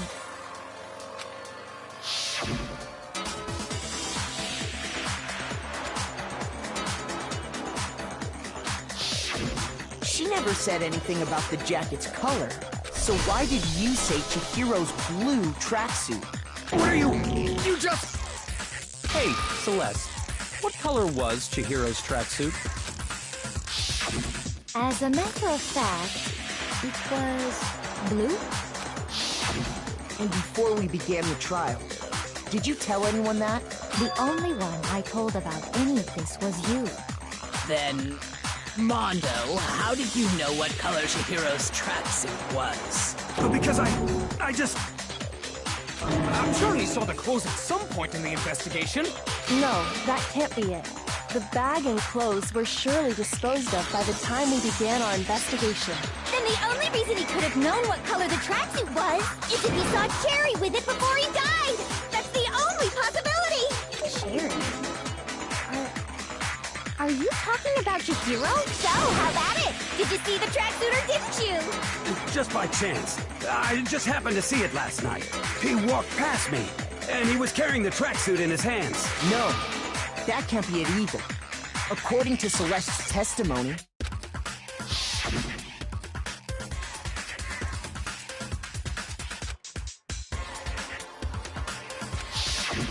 When Celeste noticed it, Chihiro made a point of making sure the jacket was completely in the bag. If you just ran into him briefly, you couldn't possibly have seen what color the tracksuit was. It would appear you've dug your own grave. Perhaps. But you handed him the shovel, didn't you? That's why you said what you did. Focus on the tracksuit and it'll be obvious who he met with? What a bunch of nonsense. Ah, now I understand. It was all one big bluff, wasn't it? Your true intention was to draw a slip of the tongue from the culprit. That's why you said you knew who did it. To put them on edge. That's right. However, Mondo was my target all along. I had my suspicions about him from the very beginning. But why? What made you so suspicious? That's a good question.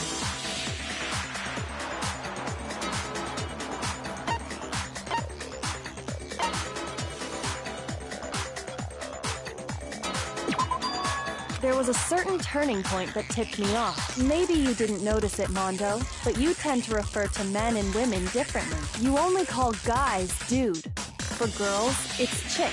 And after he was killed, you happen to refer to him as dude.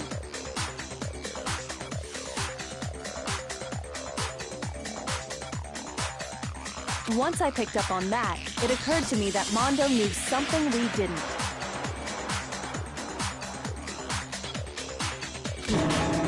Notice such a tiny detail?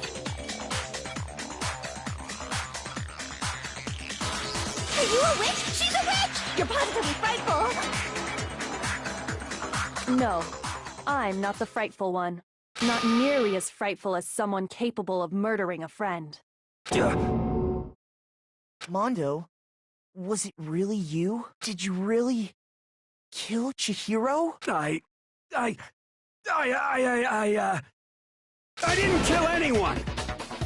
You've been all over me, judging everything I say, putting words in my mouth. What gives you the right to treat me like a goddamn criminal? Yeah! He would never do something like that! This is a false accusation! It's true. My reasoning on that is pretty shaky. That was fast. Well, this does present us with a problem. It seems we are all out of leads. My time has nearly come. That's what my little ghost friend is telling me. Oh yeah, that reminds me. Hifumi, weren't you telling me you'd found some evidence? Really? What kind of evidence? Actually, you know, now that I'm thinking about it here calmly, it might not be all that relevant. Jeez, does your confidence just get up and walk away? It's fine, man. Just tell us. If you really insist, then, here it is. What do you have there? It happens to be an e-handbook. I found it laying on the ground, so I scooped it up.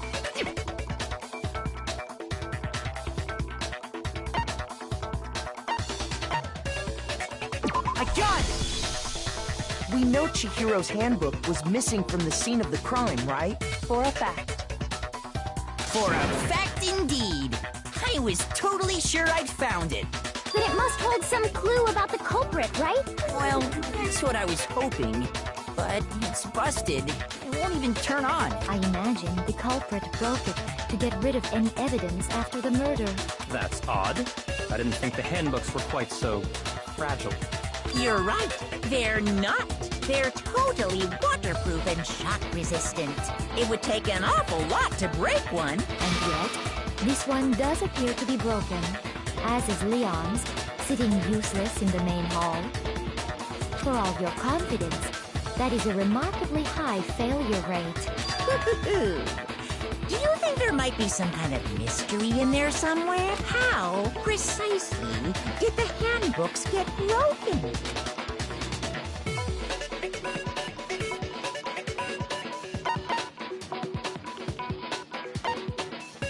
I got it! You already told us before that the handbook has one weak point. You remember that? Sure, maybe I let that slip, but I never told anyone what the weak point... But if the handbook is supposed to never break, and two of them broke it quick... Then we can only assume that someone's figured out its weakness. You know what the weakness is, right, Monokuma? So, what is it? You're asking me? I think it's a necessary piece of information if you want this to be a fair trial. But if I tell you, and someone else decides to copy it, that would be very not good. Just tell us already! Why would we want to break our own handbooks?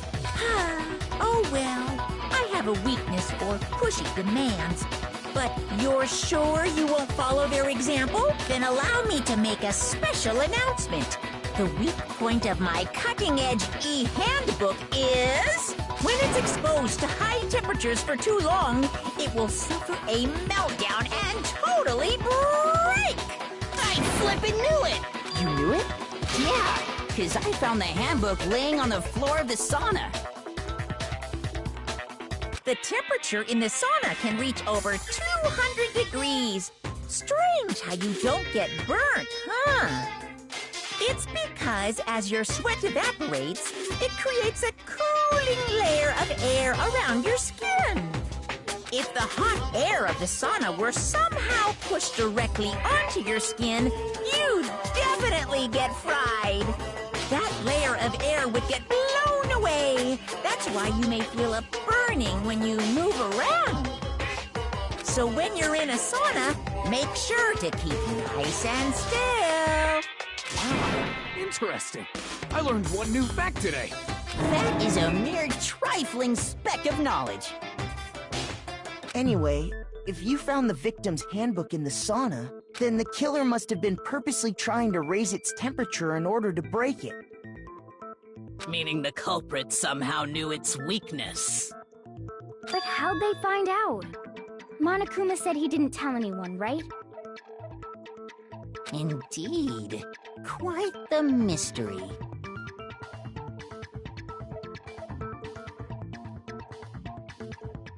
What if they found out by accident? What do you mean by accident? What if the killer took their own handbook into the sauna, not knowing its weakness, and it broke?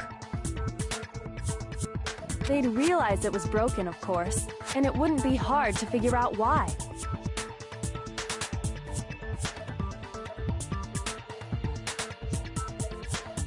And once they had Chihiro's handbook, they knew they had an easy way to dispose of it. I won't say it's not possible, but who would have done something like that? I don't know of anyone who took their handbook into the sauna. I might know someone who did. Whoa! Seriously? I think the one who may have taken their handbook into the sauna was...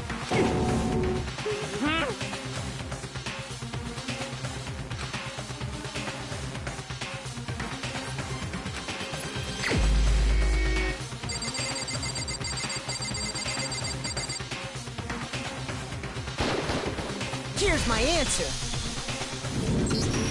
Mondo, your handbook got broken in the sauna, didn't it? What? Why? Why do you keep accusing him? Mondo and Taka had an endurance contest in the sauna not too long ago, remember? And for the contest, Mondo just so happened to keep his school uniform on. But little did he realize, he'd also left his handbook in one of his uniform pockets. And when it was all over, Mondo discovered that taking your handbook into the sauna could easily destroy it. No, wait, hold on. You've got it all wrong. He would never kill. I don't accept this. Show me the proof. The actual solid proof.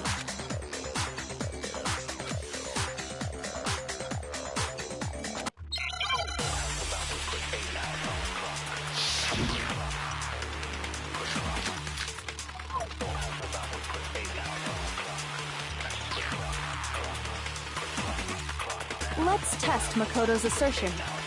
If what he says is correct, then Mondo, you broke your own handbook. In other words, if Mondo's handbook is actually broken, then that proves that what Makoto said is right. Well, my goddamn handbook works just fine! See? Look! Makoto was wrong after all! Mondo wouldn't hurt a fly!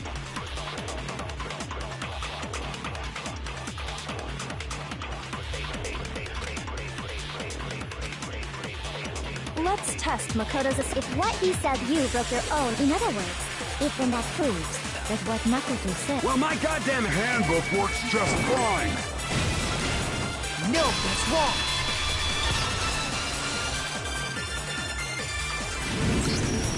Mondo, the handbook you have right now, is it really yours? The fuck is that supposed to mean? The broken handbook that was in the main hall, isn't that one actually yours? What the heck are you talking about? What I mean is, I think Mondo swapped his handbook out for one that actually works. I think he took Leon's handbook and replaced it with his own. After all, Monokuma said himself that Leon's handbook never should have broken. That's right! The punishment it suffered wasn't nearly enough to destroy it. So then, the broken handbook in the main hall is actually Mondo's, which would mean that the handbook Mondo has right now is actually Leon's, yes? But doesn't that violate the school regulation that says loaning out your handbook is prohibited? Well, here's how I look at it. There is a rule about loaning your handbook to another student, but if they're dead, they're not a student. It's kind of a gray area, I admit. But no worries. If anything, it just makes things more interesting. As such, I decree that exchanging handbooks with a corpse is not a violation of the rules. Well, Mondo, if I'm wrong about this, you're welcome to say so. I'm happy to admit I made a mistake, but... Son of a bitch! What's wrong, bro? Come on! Tell him he's wrong! You are wrong! You have to be wrong! Everything you just said is wrong! You made it all up! Okay, then why don't we look back on this case one more time, from the beginning? That way, everything will become clear, and we'll all see if I was right or wrong.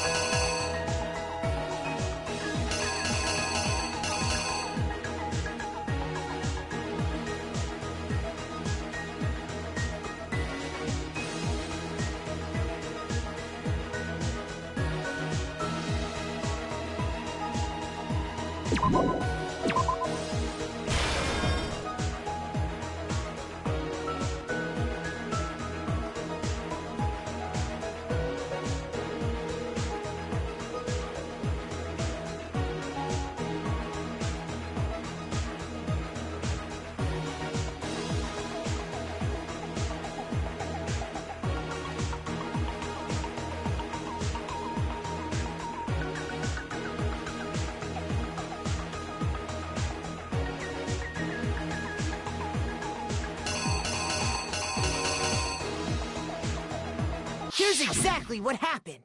First, let's take a look back to before the incident. Last night, Celeste saw Chihiro in the warehouse, correct? At the time, she was apparently stuffing something into a duffel bag. That something was a blue tracksuit. You can confirm this, right, Celeste?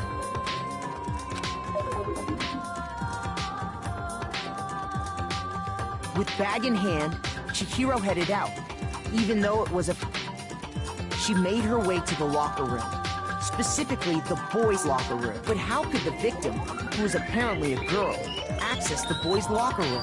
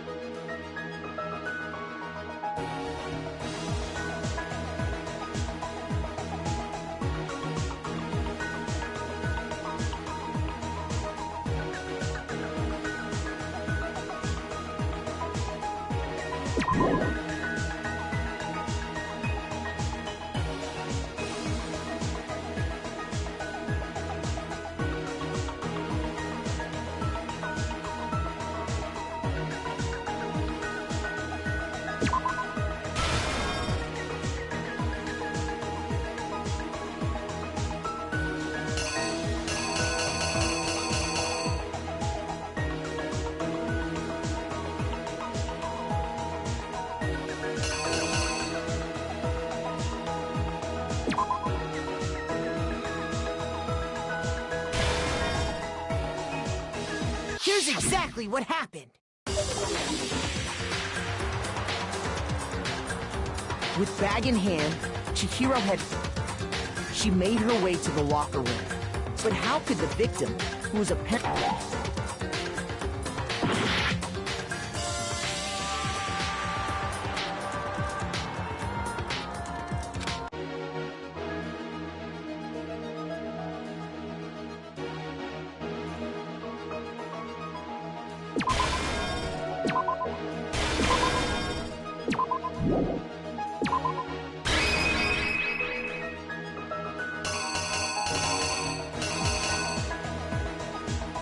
The killer is you!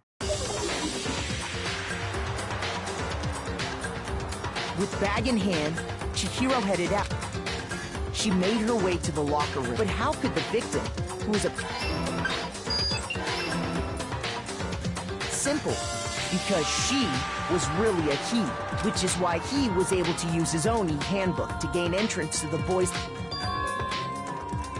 Once inside, he met with someone there. And the person he met was the one who killed him. It seems likely that the killer grabbed the nearby dumbbell, approached the unsuspecting Chihiro, and attacked him.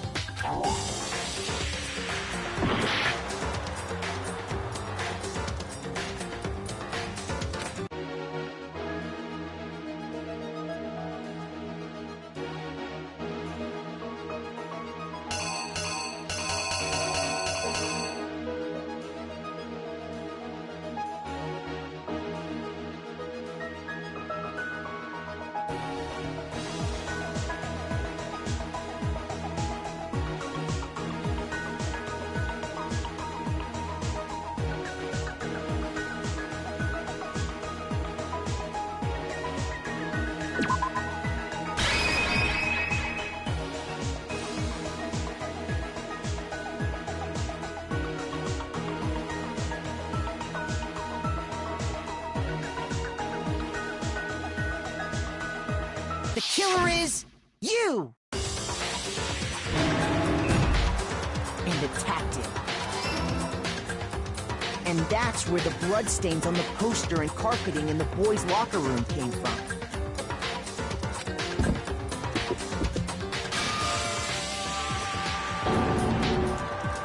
It was likely in the heat of the moment.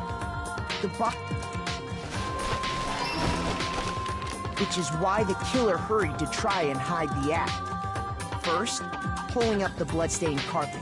Then, removing the bloody poster. And finally carrying the corpse into the girls' locker room. A girl's handbook was necessary to get into the locker room, of course. But this alone doesn't prove that the killer was necessarily a girl. After all, Sayaka and Junko's handbooks had been placed in the main hall. Using one of those, a boy could get into the girls' locker room without much problem.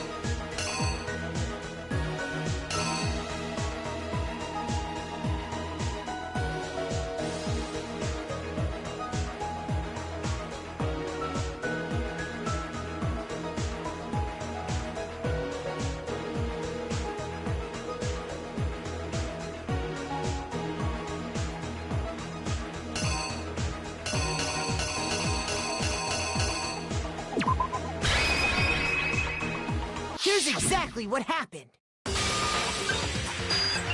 After all, Sayaka and Junko using one of those, a boy could get...